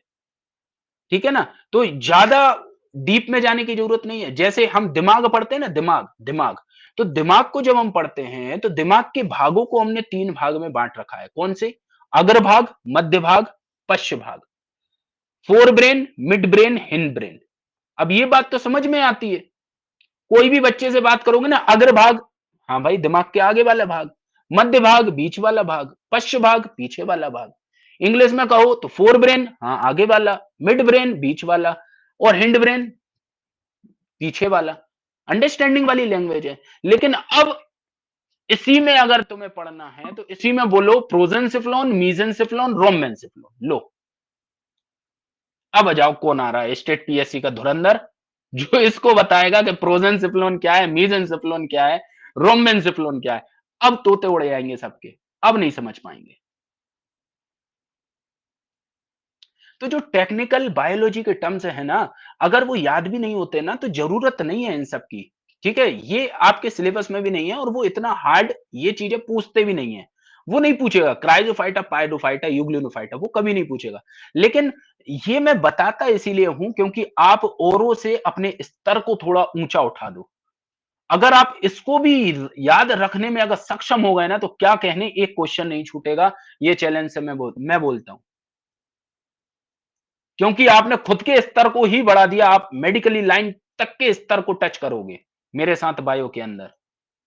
लोग बाग हरे भूरे और नीले शैवाल तक रहते हैं, और आप पायरोफाइटा, क्राइजोफाइटा, यूग्लिनोफाइटा तक जानोगे चीजें। तो ये मैं बता रहा हूं, मैं खुद आपको चीजें ज्यादा इसीलिए बता रहा हूं कि आपके स्तर को बढ़ा सकूं। ये आपके सिलेबस में नहीं है जो आप सोचो कि नहीं सर इतना क्या पढ़ना ही पड़ेगा, नहीं। मैं इसका एक छोटा वीडियो भी बना सकता हूं जिसमें बहुत कम जानकारी के साथ में मैं निकाल सकता हूं कि हाँ बेटा इतना पढ़ लो, पढ़ जाओगे, हो जाओगे। लेकिन मैं 3 घंटे का चैप्टर बना रहा हूं आपको, और इवन 3 घंटे का नहीं, वो 4 घंटे का चैप्टर रहता है। 4 घंटे की नॉलेज दे रहा हूं सिर्फ सूक्ष्म जीवों की। तो सोचो कि आपका स्तर कितना पहुंचाने का प्रयास कर रहा हूं मैं, किस लेवल तक आपका बताने का प्रयास कर रहा हूं। और जहां उनको क्वेश्चन तो यही पूछना है, सबसे छोटा जीव माइकोप्लाज्मा, बात खत्म, हो गया एक क्वेश्चन, हटाओ अलग। अरे भाई इतना अगर पूछना था तो ये तो कहीं पर भी पढ़ लेते, एक लाइन ही तो थी ये तो। कोशिका भित्ति किसकी बनी होती है? कवक की, काइटिन की बनी होती है। उनको यही है, यही खेलना है। लेकिन हम पायरोफाइटा, क्राइजोफाइटा, यूग्लिनोफाइटा तक जा रहा है, ये है। तो अपने लेवल को, मैं आपके लेवल को स्ट्रॉन्ग कर रहा हूं। आप विश्वास रखिए, कॉन्फिडेंस रखिए, मुझसे बायोलॉजी पढ़ोगे ना, उसके बाद में आप 10 से 15 दिन के बाद में आप ऐसे बोलोगे कि सर आपने पूरा शरीर खोल दिया। एक एक चीज है ना, इतनी विस्तार पूर्वक बताइए ना कि बिल्कुल जो डॉक्टरेट लेवल होता है ना, वो आपको समझाएगा। आप विश्वास रखिए, बस समझते चलिए। ज्यादा कुछ का प्रयास मत करिए कि ये भी सर ये होता है वो, अरे कुछ छूटेगा ही नहीं, कुछ नहीं छूटेगा, कुछ भी नहीं छूटेगा, विश्वास रखो, कुछ नहीं छूटेगा और यूपीएससी तक के लेवल का क्लियर कर दोगे, एक चीज नहीं छूटेगी, विश्वास रखो। चलो, तो प्रोटिस्टा की बात कर रहे हैं, प्रोटिस्टा। तो मैंने क्या बोला, प्रोटिस्टा तीन प्रकार से हमें देखने को मिल रहा है। एक वो जिनके पास में प्लांट के गुण हैं कुछ। अब प्लांट का गुण कौन सा है, वो गुण भी तो जानो। फोटोसिंथेसिस करने वाला, यानी कि प्रकाश संश्लेषण करने वाला, यानी कि जैसे प्लांट से 100 हो जाते हैं, वैसे कुछ प्रोटिस्टा भी 100 हो जाएंगे, है ना। वो अपने भोजन का निर्माण स्वयं कर लेंगे, प्रकाश संश्लेषण कर लेंगे। तो इनके कुछ उदाहरण, हाँ शैवाल हैं उनके उदाहरण। और ये शैवालों को अलग अलग वर्गों में बांट दिया, जैसे पायरोफाइटा, क्राइजोफाइटा, यूग्लिनोफाइटा। देखो हिंदी में भी पायरोफाइटा कहते हैं, क्राइजोफाइटा कहते हैं, यूग्लिनोफाइटा। अब पायरोफाइटा में कौन आ जाते हैं, पायरोफाइटा में ये उदाहरण है, एग्जाम्पल है, डायनोफ्लेजिलेट्स कहते हैं इनको। ये भी शैवाल है, डायटम भी शैवाल है, और यूग्लिनाई भी शैवाल है, ठीक है ना। ये तीनों शैवाल हैं, ये तीनों एल्गी हैं, ठीक है। लेकिन ये किस में आ रहे हैं, तो ये पायरोफाइटा में आ रहा है डायनोफ्लेजिलेट्स, क्राइजोफाइटा में आता है डायटम, यूग्लिनोफाइटा में आता है यूग्लिना, यूग्लिना। ये तीन याद रखने हैं, इनके पास प्लांट्स जैसे कैरेक्टर हैं, लेकिन ये हैं कौन, ये हैं प्रोटिस्टा। दूसरी बात, ऐसे प्रोटिस्टा जो कवक यानी कि फंगस की तरह स्ट्रक्चर रखते हैं, यानी कि इनके पास में फंगस जैसी संरचना होती है, संरचना यानी कि गुण। तो अब फंगस का कौन सा गुण है, फंगस का कौन सा गुण है, तो देखो कवक जो होता है ना, ये गंदगी में उग जाता है, जैसे आपने देखा मशरूम वगैरह, ये उदाहरण देखो, ये देखो, ये जैसे मशरूम वगैरह होती है ना, ये कवक है, इसको हम कहते हैं फंगस, फंगस, फंगस। ये कवक जो सड़ी गली चीजें होती हैं, पत्तियां वगैरह होती हैं जो सड़ने लगती हैं, तो उन पत्तियों के ऊपर उग जाता है, जमीन पर उग जाता है, जो घास वगैरह होती है वहां पर उग जाती है, ये कवक, फंगस। और आपको पता है ये फंगस ये कई प्रकार की होती है, नुकसान भी करती है, जैसे आपने पता है डेंड्रफ की बीमारी, डेंड्रफ, पता है आपको डेंड्रफ, रूसी हो जाती है बालों में, रूसी। ये किससे होती है, ये फंगल इन्फेक्शन है, किससे होता है, मलासेजिया फरफरा नाम के फंगस से होता है ये, है ना, बालों वगैरह में डेंड्रफ हो जाता है। आपको पता है रिंगवॉर्म की बीमारी, रिंगवॉर्म, दाद की बीमारी, दाद, दाद की बीमारी, फंगल इन्फेक्शन है, दाद की बीमारी, ये राउंड राउंड राउंड राउंड दाद हो जाती है, खुजाल चलती रहती है, फंगल इन्फेक्शन है। आपको पता है धावक होते हैं ना, धावक, तो धावक का पैर जो है, एथलीट का जो पैर होता है ना, वो किसी फंगस पे पड़ जाता है, टीनिया पेडिस फंगस पर पड़ जाता है। तो उससे क्या होता है, उसके पैरों में भी क्या है, छाछ वगैरह हो जाती है, खुजाल वगैरह चलने लगती है, उसका पैर भी फटने लगता है। इसको हम कहते हैं एथलीट फुट की बीमारी, एथलीट फुट, नाम सुना होगा आपने। तो ये फंगस जो है ना, ये कहीं पर भी उग जाता है, फंगस। तो ऐसा फंगस जो कहीं पर भी उग जाता है, इसको हम कहते हैं फफूंद, फफूंद। लेकिन एक प्रोटिस्टा ऐसा भी है जो फंगस की तरह ही उसमें कुछ गुण होते हैं, जिनको हम कहते हैं इंग्लिश में स्लाइम मोल्ड्स, और हिंदी में कहते हैं अपपंग फफूंदी, अपपंग फफूंदी, ठीक है, जिन्हें इंग्लिश में कहते हैं स्लाइम मोल्ड्स। तो ये जो है कहाँ गया, फंग, हाँ।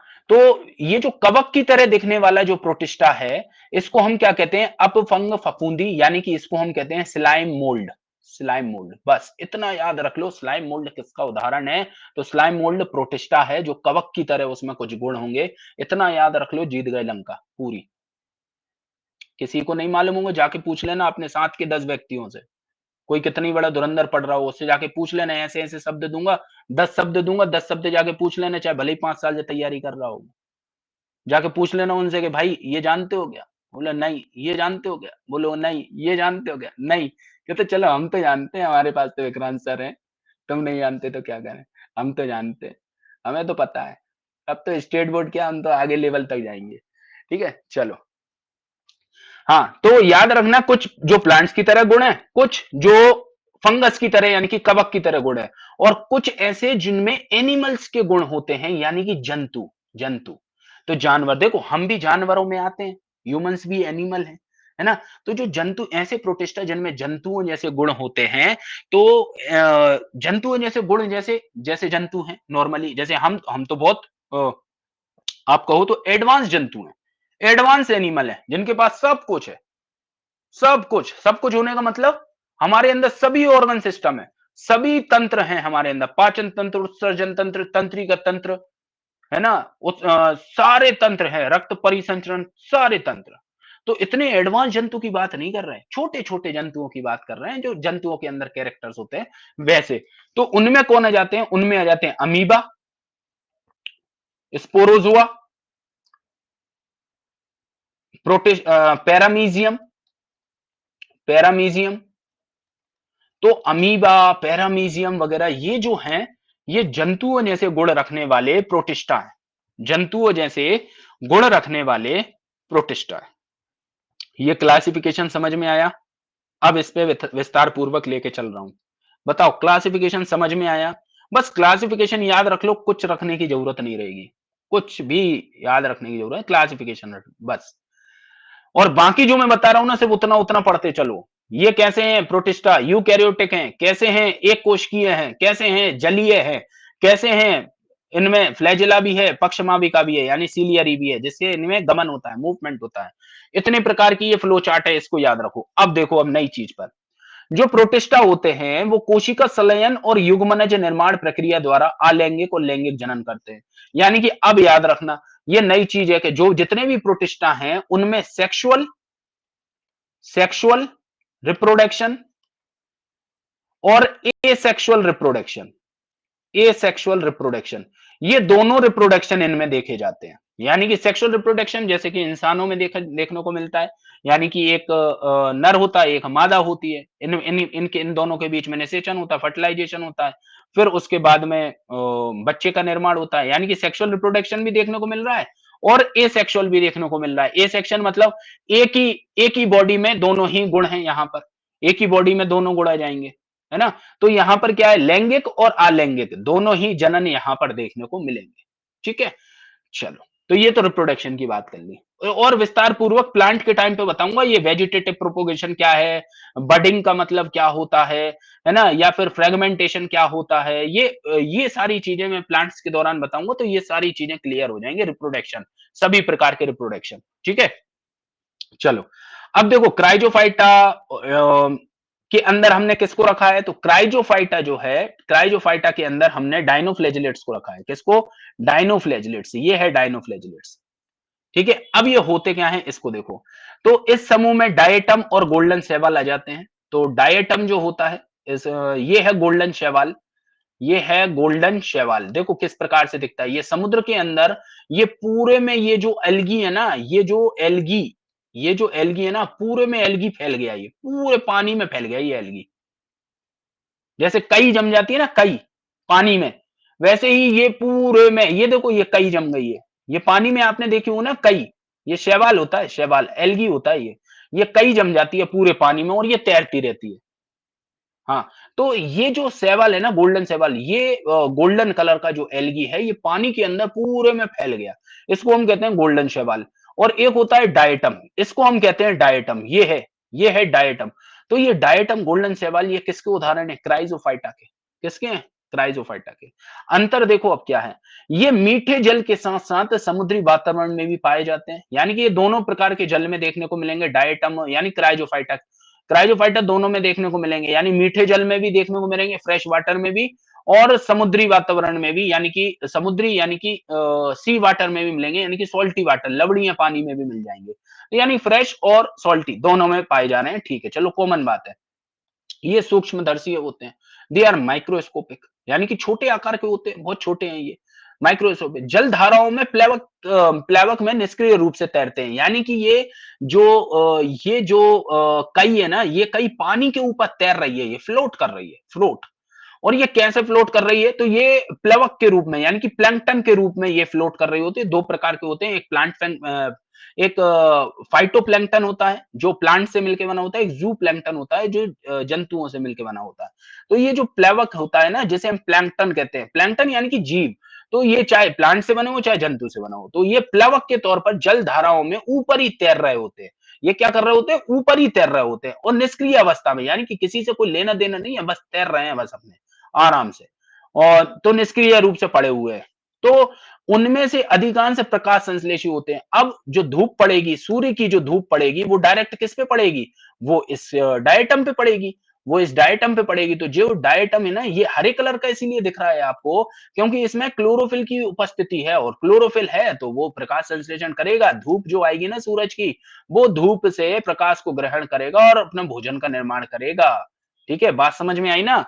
तो ये कैसे होते हैं? ये प्रकाश संश्लेषी होते हैं। ये हरे कलर का क्या है? क्लोरोफिल के कारण, उपस्थिति के कारण हरा कलर आ गया, है ना? अलग अलग पिगमेंट्स होते हैं, किसी में ग्रीन कलर है, किसी में रेड कलर है, किसी में येलो कलर है, किसी में और दूसरा कलर है। ये शैवालों के जो अलग अलग कलर होते हैं ना, ये अलग अलग पिगमेंट्स के कारण होते हैं, अलग अलग वर्णक के कारण होते हैं। भूरे शैवाल में भूरा पिगमेंट होगा, गोल्डन शैवाल में गोल्डन पिगमेंट होगा। ऐसे ये डायनोफ्लेजिलेट्स। अब डायनोफ्लेजिलेट्स जो हैं, ये किसमें आ जाते हैं? तो ये जीव अधिकतर समुद्री होते हैं। तो सिंपल सी बात है, डायनोफ्लेजिलेट्स जो है वो समुद्री हो गए और प्रकाश संश्लेषी हो गए। तो क्राइजोफाइटा में ही तो डायनोफ्लेजिलेट्स आता है। तो जैसे क्राइजोफाइटा है, तो उसी में डायनोफ्लेजिलेट है। तो ये समुद्री यानी एक्वाटिक है, और प्रकाश संश्लेषी यानी फोटोसिंथेटिक है। ये अपनी कोशिकाओं में मौजूद मुख्य वर्णक के आधार पर पीले, हरे, भूरे, नीले, लाल रंग के होते हैं। तो डायनोफ्लैजेलेट बताया ना, जो वर्णक उनमें मौजूद होगा, जो पिगमेंट उनमें मौजूद होगा, उसी की तरह उनका पूरा कलर हो जाए। ये गोल्डन पिगमेंट मौजूद है, इसमें गोल्डन कलर का हो गया, ये हरे कलर का, तो ये हरा पिगमेंट मौजूद है इनमें। मेनली ये बस इतना याद रखना, फोटोसिंथेटिक होते हैं, प्रकाश संश्लेषी होते हैं। वहीं पर कोशिका भित्ति की भारी सतह पर कठोर सेल्यूलोज प्लेट होती है। अब देखो, जो प्लांट्स होते हैं ना, प्लांट्स, अब ये जो शैवाल हैं, ये भूरे, हरे, नीले, लाल, ये शैवाल, इनमें भी तो प्लांट का गुण है ना। प्लांट का गुण क्या है कि इनके पास में क्लोरोफिल है, और उस क्लोरोफिल की उपस्थिति के कारण ये प्रकाश संश्लेषण, फोटोसिंथेसिस कर पा रहे हैं। और आपको पता है कि जो प्लांट्स होते हैं, तो प्लांट की जो बाहरी लेयर होती है ना, आउटर लेयर, ये क्या होती है? सेल वॉल, जो एक प्लांट को संरचना, स्ट्रक्चर देती है, इसको हम कहते हैं सेल वॉल, कोशिका भित्ति। और ये जो कोशिका भित्ति है ना, जो स्ट्रक्चर दे रही है इस प्लांट को, तो ये कोशिका भित्ति प्लांट की सेल्यूलोज से मिलकर बनी होती है, सेल्यूलोज से। और जो एल्गी है, एल्गी, शैवाल, ये शैवाल में भी प्लांट का गुण होता है, क्योंकि उसमें भी क्लोरोफिल है। इसीलिए इसकी भी कोशिका भित्ति बनी होगी, किसकी? सेल्यूलोज की। बस थोड़ी ये कॉमन चीज है, याद रखना, क्योंकि शैवाल जो है वो प्लांट्स में भी आता है, प्लांट की तरह गुण होते हैं उसमें, वो फोटोसिंथेटिक होता है, यानी कि वो प्रकाश संश्लेषण करता है, और उसके पास भी क्लोरोफिल है, और उसके पास में भी कोशिका भित्ति है, जो कि सेल्यूलोज की मिलकर बनी है, जैसी प्लांट्स की बनी है। सिंपल सी बात। लाल जो डायनोफ्लैजिलेट्स है, यानी कि रेड कलर का जो डायनोफ्लैजिलेट्स है, जिसका उदाहरण है गोनियोलैक्स। एक रेड कलर का डायनोफ्लैजिलेट्स होता है, जिसका नाम क्या है? रेड कलर का डायनोफ्लैजिलेट्स, गोनियोलैक्स कहते हैं इसको। ये तीव्र गुणन करता है, और समुद्र लाल, यानी कि लाल ज्वार दिखने लगता है, यानी कि ये समुद्र के अंदर इतनी तेजी से फैलता है गोनियोलैक्स, कि ये पूरे समुद्र को कैसा कर देता है? ये लाल कर देता है। जैसे इसने देखो पूरे समुद्र को गोल्डन कर दिया, गोल्डन। वैसे ही एक गोनियोलैक्स नाम का शैवाल है, डायनोफ्लैजिलेट्स है, ये पूरे के पूरे समुद्र को लाल कर देता है, क्योंकि बहुत तेजी से फैलता है समुद्र के अंदर, है ना? तो लाल डायनोफ्लैजिलेट्स, गोनियोलैक्स याद रखना। ये देखो, ये है ब्लू रंग का, ये ब्लू रंग का शैवाल है, डायनोफ्लैजिलेट्स है, इसने पूरे रंग को ब्लू कर दिया है, नीले रंग का। हाँ, रेड सागर में बिल्कुल ये देखने को मिल जाएगा तुम्हें। तीसरा होता है यूग्लिनॉइड। तीसरा जो है, एक तो क्राइजोफाइटा, डायनोफ्लेजिलेट्स और यूग्लिनोइड्स, यही बताया ना मैंने, क्राइजोफाइटा, डायनोफ्लेजिलेट्स यानी कि पायरोफाइटा, और यूग्लिनोइड यानी कि यूग्लिनोफाइटा। तो तीसरा करते हैं यूग्लिनोफाइटा। तो यूग्लिनोफाइटा में हमने किसको रखा हुआ है? हमने यूग्लिना को रखा हुआ है। इसका उदाहरण क्या है? यूग्लिना इसका उदाहरण है। और यूग्लिना में अच्छी बात यह है कि इसमें कशाप भी है, और इसमें पक्षमाविक है, यानी कि इसके अंदर जो फ्लैजिला है ना, इसके अंदर जो फ्लैजिला है, जिसके अंदर पूंछ कहते हैं इसको, पूंछ, तो पूंछ के कारण ये चल पाएगी, यानी कि इसको हम फ्लैजिला कहते हैं, फ्लैजिला। तो इसमें जो फ्लैजिला होती है ना, ये दो होती हैं। कैसी होती हैं? ये दो, एक लंबी और एक छोटी। तो इसमें दो फ्लैजिला होती हैं, बस ये याद रखना, दो फ्लैजिला।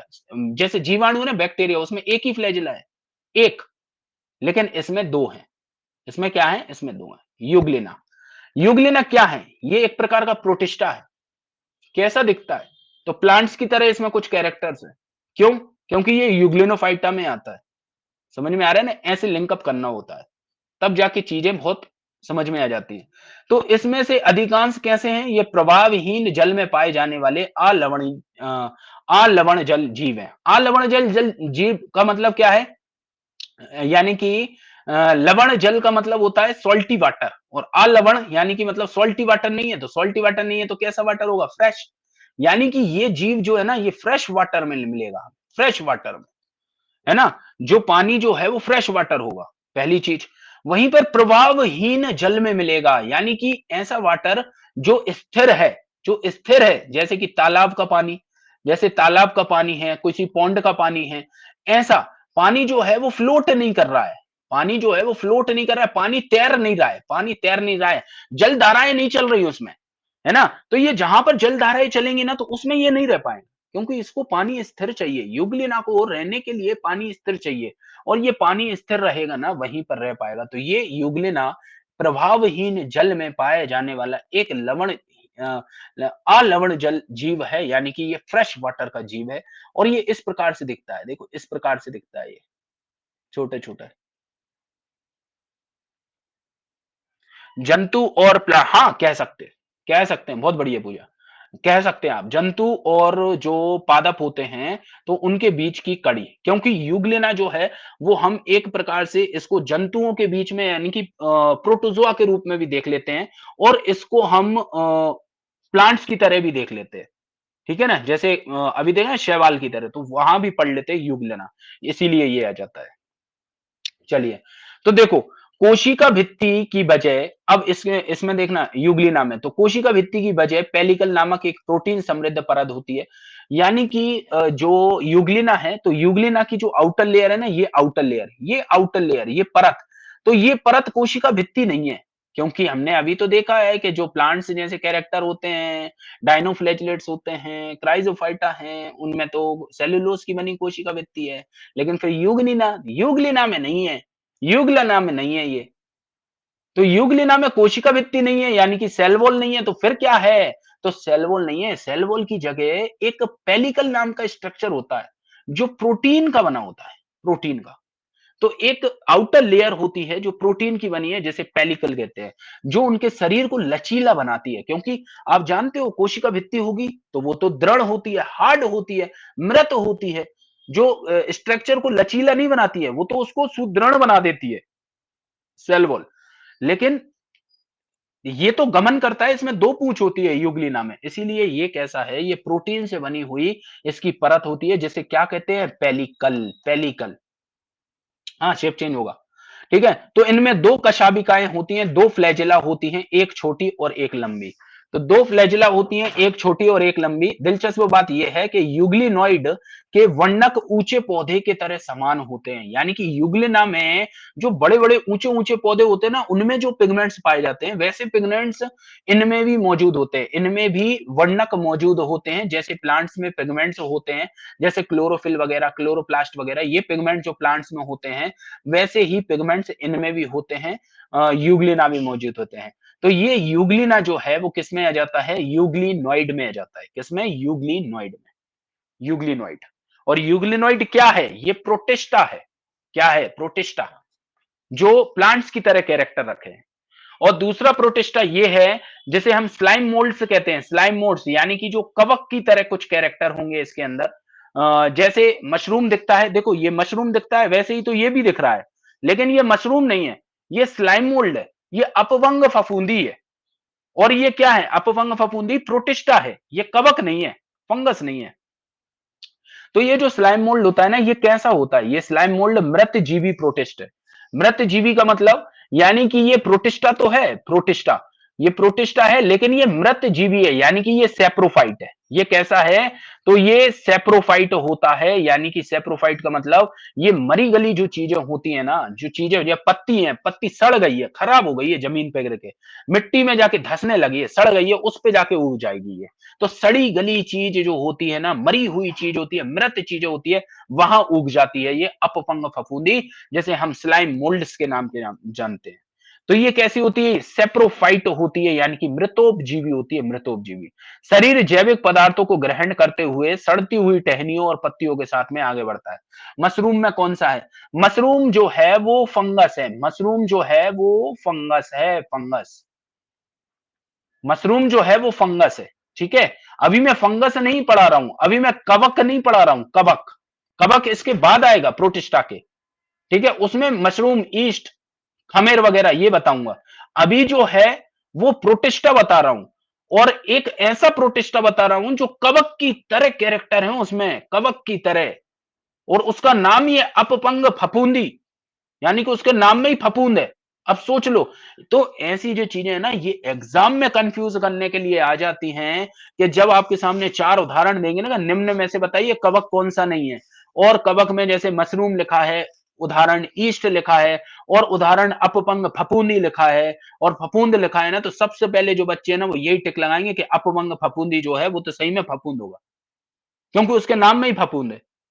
लेकिन भैया ये नाम में फफूंद है, लेकिन ये वाकई में फफूंद नहीं है, ये प्रोटिस्टा है, जैसे इंग्लिश में स्लाइम मोल्ड्स कहते हैं। ये कवक की तरह दिखता है, लेकिन कवक की तरह है नहीं, ये प्रोटिस्टा है। तो ये बहुत सारी चीजें होती हैं जैसे स्टार फिश है, जेली फिश है, तो अरे उनके नाम के पीछे फिश लगाए तो इसका मतलब थोड़ी ना मछली है वो। समझे बात को? ऐसे क्वेश्चन बनते हैं कंफ्यूज करने के लिए। अरे वैसे ही आदमी पहले से ही कंफ्यूज होता है इसमें, साइंस में, और ऊपर से ये नाम और कंफ्यूज कर देते हैं। जैसे स्टार फिश है, जेली फिश है, मून फिश है। अब बताओ, अब ये फिश है, अरे इनके नाम के पीछे फिश लगा है तो फिश ही होंगे ना, आदमी तो यही सोचेगा कि ये तो फिश ही होंगे। लेकिन ये फिश नहीं है, ये समुद्री जीव हैं, ये फिश नहीं है। समझ में आया ना कहने का मतलब क्या है? तो ये चीजें होती हैं जो कंफ्यूज कर रही होती हैं। ठीक है, तो थोड़ा सा अच्छे से, थोड़ा ध्यान पूर्वक पढ़ेंगे ना, तो सारी चीजें याद हो जाएंगी, कोई दिक्कत नहीं है। तो स्लाइम मोल्ड से याद रखना, अपभंग फफूंदी क्या है? ये कवक की तरह दिखने वाला प्रोटिस्टा है। ये बिल्कुल याद रख लेना मेरा शब्द, कवक की तरह दिखने वाला प्रोटिस्टा। ये अत्यंत प्रतिरोधी होते हैं, यानी कि प्रतिकूल परिस्थितियों में कई वर्षों तक जीवित रहते हैं। यानी कि ये अपंग फफूंदी, स्लाइम मोल्ड्स वगैरह हैं, ये जब पनप जाते हैं ये सड़ी गली जगह पर, ये मृतोपजीवी हैं, यानी कि ये सेप्रोफाइट हैं। ये मरी गली चीजों को खाते हैं, डिके करते हैं उनको, सड़ी गली चीजों को, और वहां पे जिंदा रह जाते हैं। तो ये कई वर्षों तक परिस्थितियों में भी जीवित रह जाएंगे।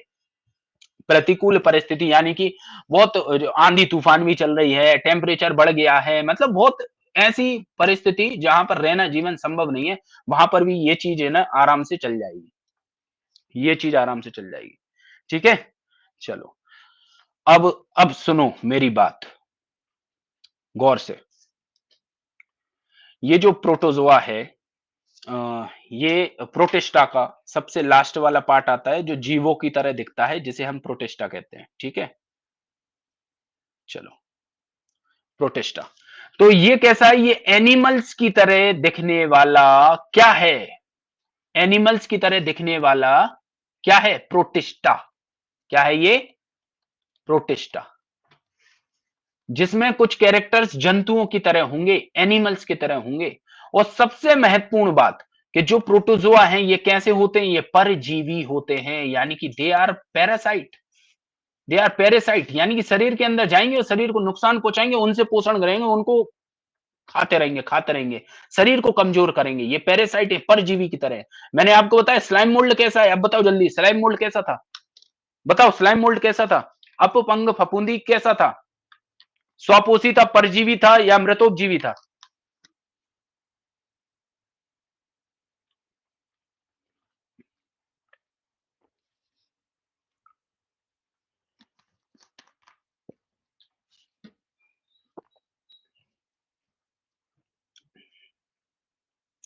अरे देखो अब क्या था, देखो मैंने क्या बोला, अपफंग फफूंदी, यानी कि स्लाइम मोल्ड्स, ये लिखा हुआ है स्लाइम मोल्ड्स, पहली लाइन स्लाइम मोल्ड्स कहते हैं मृतोपजीवी। सेप्रोफाइट, ये लिखा है सेप्रोफाइट। अब देखो बाकी के लोग इतनी मतलब पढ़ाने के बावजूद में भी मतलब पता नहीं, समझ में ही नहीं आ रही चीजें। दिमाग खोल के बैठो बेटा, दिमाग खोल के, है ना? पढ़ना है ना, तो इस चीज को स्वीकारो। पढ़ने के लिए दिमाग को खोल के अच्छे से सुनो, कंफ्यूज मत हो। दुनिया इसी में कंफ्यूज हो रही है। स्वपोषी, मृतोपजीवी, परजीवी, लोगों से जाके मतलब पूछ लेना, नहीं बता पाएंगे, लेकिन आप बता दोगे, है ना?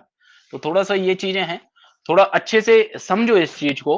अ, मैं बार बार, एक बार नहीं, मैं 50 बार बोल रहा हूं, 50 बार बोलता हूं, जब शब्द आता है ना तब बोलता हूं। स्वपोषी, जिनमें क्लोरोफिल है, प्रकाश संश्लेषण कर रहे हैं, वो स्वपोषी है। परजीवी, जो शरीर के अंदर जा रहे हैं, जो उनको खा रहे हैं, जो उनसे पोषण ग्रहण कर रहे हैं, जो उनको नुकसान पहुंचा रहे हैं, वो परजीवी है। सेप्रोफाइट यानी कि मृतोपजीवी, जो सड़ी गली जगह पर उग रहे हैं, जो मरी हुई चीजें हैं, लाश हैं, उनके ऊपर उग रहे हैं, पत्तियां जो सड़ी हैं उनके ऊपर पनप जा रहे हैं और उनसे डेड और डिब्रीज मटेरियल से यानी कि अपना पोषण ग्रहण कर रहे हैं। किससे? मरी हुई सड़ी गली चीजों से। अब बताओ कितना सिंपल है ये चीजें। स्वपोषी, परजीवी और मृतोपजीवी। अब बताओ कितना सिंपल वे में बता रहा हूं मैं। अब यही चीजें अगर याद नहीं रख पाओ ना तो हद बात हो जाएगी। विषमपोषी, एक नाम ले लिया मैंने, हेटरोट्रॉप्स, विषमपोषी। अरे विषमपोषी वो है जैसे हम विषमपोषी हैं, हमारे पास कोई प्रकाश संश्लेषण करने के लिए वो नहीं है क्लोरोफिल। हम तो सीधे दूसरों को खाते हैं, पेड़ पौधों को खाते हैं, अन्य जंतु जानवर को खाते हैं, तो उनको मार के खाते हैं। पेड़ पौधों को खाते हैं, जंतु जानवर को खाते हैं, इसीलिए हम विषमपोषी हुए। हम अपने पोषण के लिए दूसरे के ऊपर निर्भर कर रहे हैं। अरे पेड़ पौधे जंतु जानवर नहीं हो तो हम भी खत्म नहीं है। क्या खाएंगे? क्योंकि अपना भोजन खुद थोड़ी ना बना पाएंगे, हमारे पास थोड़ी ना कोई वर्णक मौजूद है कि क्लोरोफिल मौजूद है तो प्रकाश संश्लेषण कर लेंगे धूप में खड़े होके, है ना? लोग बाग ये जरूर कहते हैं कि धूप में खड़े होने से थोड़ी ऊर्जा हमारे शरीर में जरूर तेज हो जाती है और थोड़ा सा पेट भरा जाता है हमारा, है ना? लोग बाग ये जरूर बोलते हैं कि धूप के सामने खड़े हो जाते हैं ना तो बढ़िया एनर्जी आ जाती है। लेकिन भैया प्रकाश संश्लेषण नहीं करोगे, है ना? नहीं तो पता पड़ रहा है कि अलग अलग वर्णक पाए जा रहे हैं, बताओ इंसानों में भी। ठीक है, तो ऐसा नहीं है। चलो आओ, तो प्रोटोजोआ है सबसे पहली चीज। तो प्रोटोजोआ है, तो प्रोटोजोआ, सभी प्रोटोजोआ कैसे हैं? तो परपोषी हैं, परपोषी हैं। परपोषी का मतलब है कि परपोषी यानी कि दूसरे के ऊपर निर्भर कर रहे हैं, ये दूसरे के ऊपर भोजन के लिए निर्भर कर रहे हैं। दूसरी बात ये परभक्षी भी है। परभक्षी यानी कि ये भक्षण कर लेते हैं, इनके सामने अगर कुछ छोटा मोटा जीव आएगा ना समुद्र में, खा जाएंगे, उसका भक्षण कर लेंगे। ये प्रीडेटर है, यानी कि जैसे ये अमीबा होता है ना, अमीबा, अमीबा इसके पास में कोई जाएगा ना ऐसे भक्षण कर लेगा, उसको खा लेगा ये अमीबा। तो ये प्रोटोजोआ का उदाहरण। परजीवी हैं, यानी कि ये शरीर के अंदर, ये छोटे छोटे जीव हैं, ये शरीर के अंदर चले जाएंगे ना तो ये हमारे शरीर के अंदर जाके हमें रोग पहुंचा सकते हैं और फिर हमसे पोषण ग्रहण करते रहते हैं। जैसे प्लाज्मोडियम परजीवी, ये शरीर के अंदर जाएगा और मलेरिया रोग पहुंचा देगा और रहेगा, उतने दिनों तक रहेगा जब तक हम दवाई इलाज नहीं करवाएंगे, तब तक रहेगा, अच्छे से हमारे शरीर को कमजोर करता रहेगा, कमजोर करता रहेगा। ये है परजीवी, पैरासाइट। तो ये प्रोटिस्टा जो है वो तीनों प्रकार से देखने को मिलेगा हमें, यानी कि प्रोटोजोआ जो है ये तीनों प्रकार से देखने को मिलेगा। परपोषी भी, यानी कि ये हेट्रोट्रॉप्स भी, जो दूसरे के ऊपर निर्भर कर रहा है जीवन के लिए। परभक्षी भी, यानी कि प्रेडेटर के तौर पे भी, यानी कि इसके सामने कोई आएगा तो भक्षण कर लेगा। परजीवी भी, यानी कि ये किसी के शरीर में जाके भी पोषण ग्रहण कर लेगा। समझ में आया ना तीनों में अंतर? बस एक एक शब्द का अंतर जब आपको पता चल जाएगा ना, जीव विज्ञान बहुत आसान हो जाएगा। जब आप एक एक शब्द का मतलब पकड़ोगे ना, ये सारी चीजें आसान हो जाएंगी, कभी रटने की जरूरत नहीं पड़ेगी। आप शब्दों से शब्दों खेलोगे और पेपर में ऐसे ही है, जितने भी क्वेश्चन बनेंगे ना, पढ़ते से ही लगा दोगे कि अरे इसका आंसर ये है, और कॉन्सेप्चुअल क्लियरिटी के साथ में लगाओगे और कॉन्फिडेंस के साथ में लगाओ, तुक्का मार के नहीं आओगे, कॉन्फिडेंस के साथ में कि हाँ ये है तो है इसका आंसर, पढ़ा है हमने।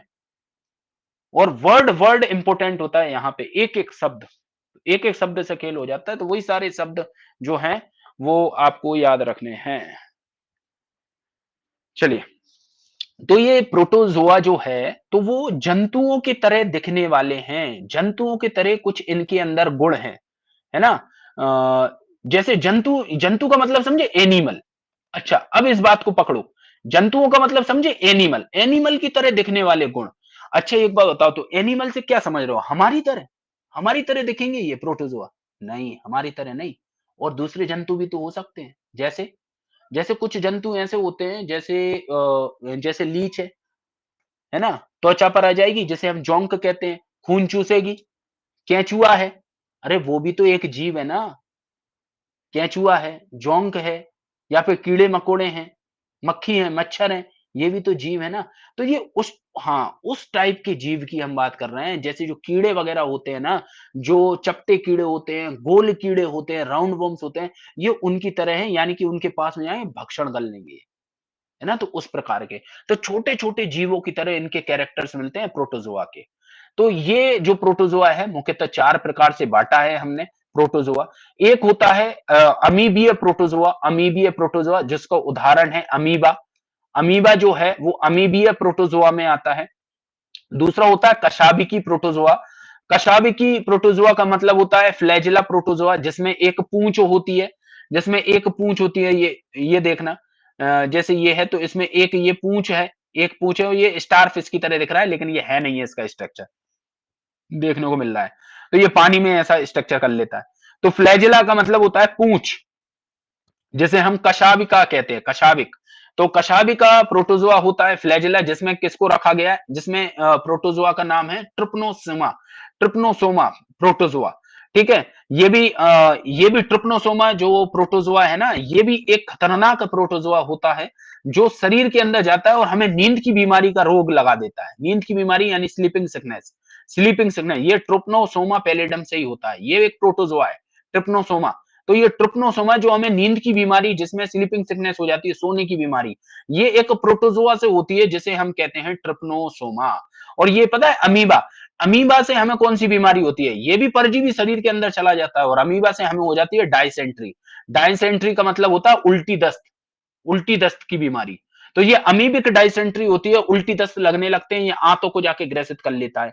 तो ये अमीबिक डायसेंट्री है ना? वहीं पर ट्रिप्नोसोमा ये सोने की बीमारी, ये परजीवी शरीर के अंदर जाता है और सोने की बीमारी लगा देता है।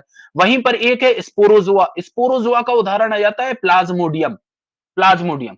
ये प्लाज्मोडियम वो परजीवी है जो मलेरिया रोग को फैलाता है।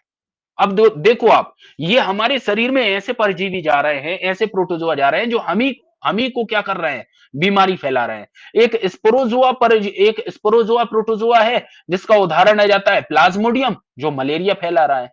एक ट्रिप्नोसोमा है जिसका उदाहरण आ जाता है कशाबिका जिसमें पूंछ है और वो किसके नींद की बीमारी फैला रहा है। एक आ जाता है अमीबा जिसका उदाहरण क्या है? जिसका उदाहरण है जिससे हमें डायसेंट्री बीमारी हो जाती है यानी कि उल्टी दस्त की बीमारी हो जाती है। और एक आ जाता है पक्षमाविका प्रोटोजोआ। पक्षमाविका प्रोटोजोआ का मतलब होता है जिसमें सीलियरी होती है, सीलियरी। ये भी गमन करने में, चलने में मदद करती है। जैसे पूंछ चलने में मदद करती है ना, वैसे ही जैसे ये चप्पल की आकार का देख रहे हो ना, जी चप्पल की आकार का, इसको कहते हैं पैरामीजियम। पैरामीजियम तो ये चप्पल की आकार का ना ये है पैरामीजियम। तो इसकी संरचना जब आप देखोगे यहां पर तो ये चप्पल की आकार में आपको पता है रोम की तरह आपको ये छोटे छोटे बाल नजर आएंगे। ये रोम की तरह छोटे छोटे बाल, ये छोटे छोटे बाल चारों तरफ, ये छोटे छोटे बाल, है ना? तो ये छोटे छोटे बाल नहीं है, ये रोम नहीं है, ये ये रोम नहीं है, ये सीलियरी कहलाते हैं, सीलियरी। सीलियरी यानी कि पक्ष माविका कहलाते हैं। क्या कहलाते हैं? पक्ष माविका, जो लाखों की संख्या में उपस्थित होते हैं। हाँ, तो ये इसके कारण गमन कर पाते हैं, इसके कारण ये चल पाते हैं, सीलियरी। तो इनको सीलियरी कहते हैं और इसका जो उदाहरण है वो है पैरामीजियम। पैरामीजियम। तो पैरामीजियम के पास में सीलियरी होती है यानी कि उसमें पक्ष माविका होती है। पक्ष माविका यानी कि उसमें सीलियरी होती है जो गमन करने में सहायता करने में मदद करती है, हजारों की संख्या में मौजूद होती है। वहीं पर कुछ अमीबिक प्रोटोजोआ होते हैं जो हमें अंट अमीबा नाम से या हिस्टोलिटिका जो अमीबा होते हैं वो जो हमें रोग पहुँचाने का काम करते हैं, उल्टी दस्त वगैरह। कुछ ऐसे होते हैं जो कशाबिकी प्रोटोज़ोआ होते हैं, जिसमें ट्रिप्नोसोमा आ जाता है, जो नींद की बीमारी से रोग लगाते हैं, और कुछ स्पोरोज़ोआ होते हैं जो मलेरिया की रोग को फैलाते हैं, और कुछ पक्षमाविका यानी कि सीलियरी प्रोटोज़ोआ होते हैं, जिसमें हज़ारों प्रकार के सीलियरी पाए जाते हैं, जो आराम से जो जल के अंदर सक्रिय रूप से उन्हें गति करने में मदद करते हैं। तो उनको कहते हैं सीलियरी यानी कि पक्षमाविका। उदाहरण है पैरामीजियम। ठीक है? चलो, चलिए। तो ये जो बैक्टीरिया है, बैक्टीरिया और जो कवक हैं यानी कि फंगस है, जो फंगस है। तो सॉरी, बैक्टीरिया है और जो प्रोटिस्टा है। ये बैक्टीरिया और प्रोटिस्टा मैंने आपको बहुत अच्छी तरीके से समझा दिए हैं। अब जो किंगडम है वो है फंगस यानी कि कवक, कवक। उसके बाद में ये कवक और कुछ ऐसे जीव जैसे कि वायरस, वीरोइड, प्रोएन, लाइकेन वगैरह क्या होते हैं, ठीक है? तो ये सारी चीजें हैं। तो इन सारी चीजों को कल की क्लास में डिस्कस करेंगे अपन, ठीक है? अभी क्योंकि ये पौने 8 बजने वाले हैं, यानी कि ऑलरेडी 90 मिनट से हम एक्सीड कर चुके हैं। 15 मिनट एक्स्ट्रा, पौने 2 घंटे का हो गया लेक्चर, ठीक है? और मेरे लिए तो 4 घंटे कंटिन्यू हो गया। इसके पहले ही 4 बजे से पढ़ाया मैंने 2 घंटे, और उसमें साँस लेने की भी फुर्सत नहीं मिली, यानी कि 2 मिनट पहले मैंने छोड़ा। और उसके बाद में फिर ये वाला कंटिन्यूटी में लेक्चर, जिसको भी ऑलमोस्ट कम से कम पौने 2 घंटा हो गया। ठीक है? तो देखो, अब ये ऐसा हुआ क्यों? इसका रीज़न समझो ना, थोड़ा-सा मैं बता देता हूँ, तो आने इन फ्यूचर की क्लासेस में कभी दिक्कत नहीं होगी। पता है ऐसा क्यों हुआ? अगर जो मैंने आपको बहुत सारी बातें जो मैंने आपको बताई ना, कि रिवीज़न कैसे करना है, नोट्स कैसे बनाना है, और ये दुनिया भर की ये चीज़ें मेरे को बतानी पड़ी ना, अगर मैं ये चीज़ें नहीं बताता ना, तो ये चैप्टर है ना, हम टाइम पे एटलीस्ट, क्योंकि ऑलरेडी बहुत बड़ा था, है ना?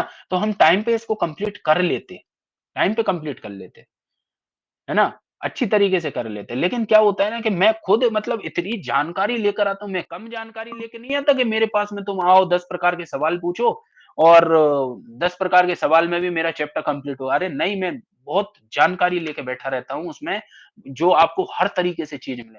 उतना ही पढ़ लो ना। अब एक बात बताओ, आपने प्रोटिस्टा पढ़ लिया और आपने बैक्टीरिया पढ़ लिया। अब सवाल उठा के बताओ ना, मैं आपसे पूछता हूँ, अब उठाओ सवाल। पढ़ने के पहले तो बहुत सवाल उठाते हो कि सर ये क्या है, वो क्या है, ये क्या है।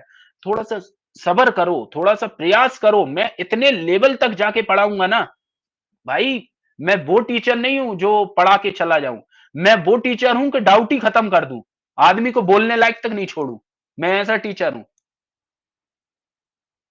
मैं डाउट-माउट छोड़ता ही नहीं हूँ बच्चों के दिमाग के पास में। वो किस लेवल तक सोचेगा, उससे 3 लेवल ऊपर गुना पढ़ा देता हूँ। ठीक है ना? वो सोच नहीं सकता, उसके ऊपर लेवल पे जाके पढ़ा देता हूँ। ये लेवल है मेरा। डाउट को खत्म करने वाला टीचर हूँ मैं। अरे डाउट दिमाग में रहेंगे ही नहीं तो पूछोगे क्या? लेकिन उसके लिए मेरी क्लास करो, पूरा पढ़ो, डाउट रहेंगे ही नहीं। परेशान मत हुआ करो, सर ये कैसे, वो कैसे? अरे बहुत बेहतर स्केल पे ले जाने वाला हूँ, बहुत बेहतर, बस करते चलो। ठीक है? चेस्ट में भी थोड़ा-सा पेन होने लगा, इतना बोल रहा हूँ ना जब से, पता नहीं आज। हो, चलो ठीक है, कल मिलेंगे। लेकिन देखो अब थोड़ा-सा बर्डन हो जाएगा, तो इस चीज़ को याद रखना, यानी कि मतलब आज का चैप्टर जो है इसको भी कंप्लीट करना है, और उसके बाद में जो कल का चैप्टर है ना वो भी। तो कल का तो सिंपल सा चैप्टर है जिसमें प्लांट्स वगैरह हैं, तो वो वाला चैप्टर तो है, तो वो इसके साथ में मर्ज करके मैं पढ़ा दूँगा, यानी कि ये भी कंप्लीट करा दूँगा और उसके बाद में वो भी कंप्लीट करा दूँगा। टेंशन फ्री रहो। लेकिन बस पढ़ो बहुत अच्छी तरीके से, मज़ेदार पढ़ो, अच्छे से पढ़ो, नॉलेज के साथ में पढ़ो, शानदार तरीके से पढ़ो, दिक्कत बिल्कुल भी नहीं आएगी, आँख बंद करके भरोसा करके पढ़ो, बिल्कुल, आराम से, बहुत अच्छे से पढ़ो। और नोट से यही पढ़ो, 1-2 बार तो ये पढ़ो, फिर कम लगे तो फिर बोलना मुझसे, तो और दे दूँगा मैं, है ना? कम लगे तो खुद से रेफरेंस को किताब से पढ़ लेना, लेकिन कम से कम एटलीस्ट इतना तो पढ़ लो, इतना ही बहुत है। ठीक है, क्लियर है सारी चीज़ें? चलो मिलते हैं। हाँ, और एप्लीकेशन पे मेरी फ्री क्लास है, 8:15 बजे, अभी 8:15 बजे, आधे घंटे बाद, है तो एप्लीकेशन पर बिहार पीएससी और उत्तर प्रदेश पीएससी का जो एप्लीकेशन है, वहां पर मिल जाओ।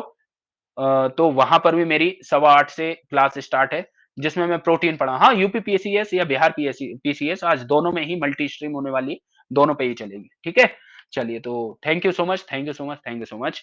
कल की क्लास में मिलेंगे same time. Thank you so much.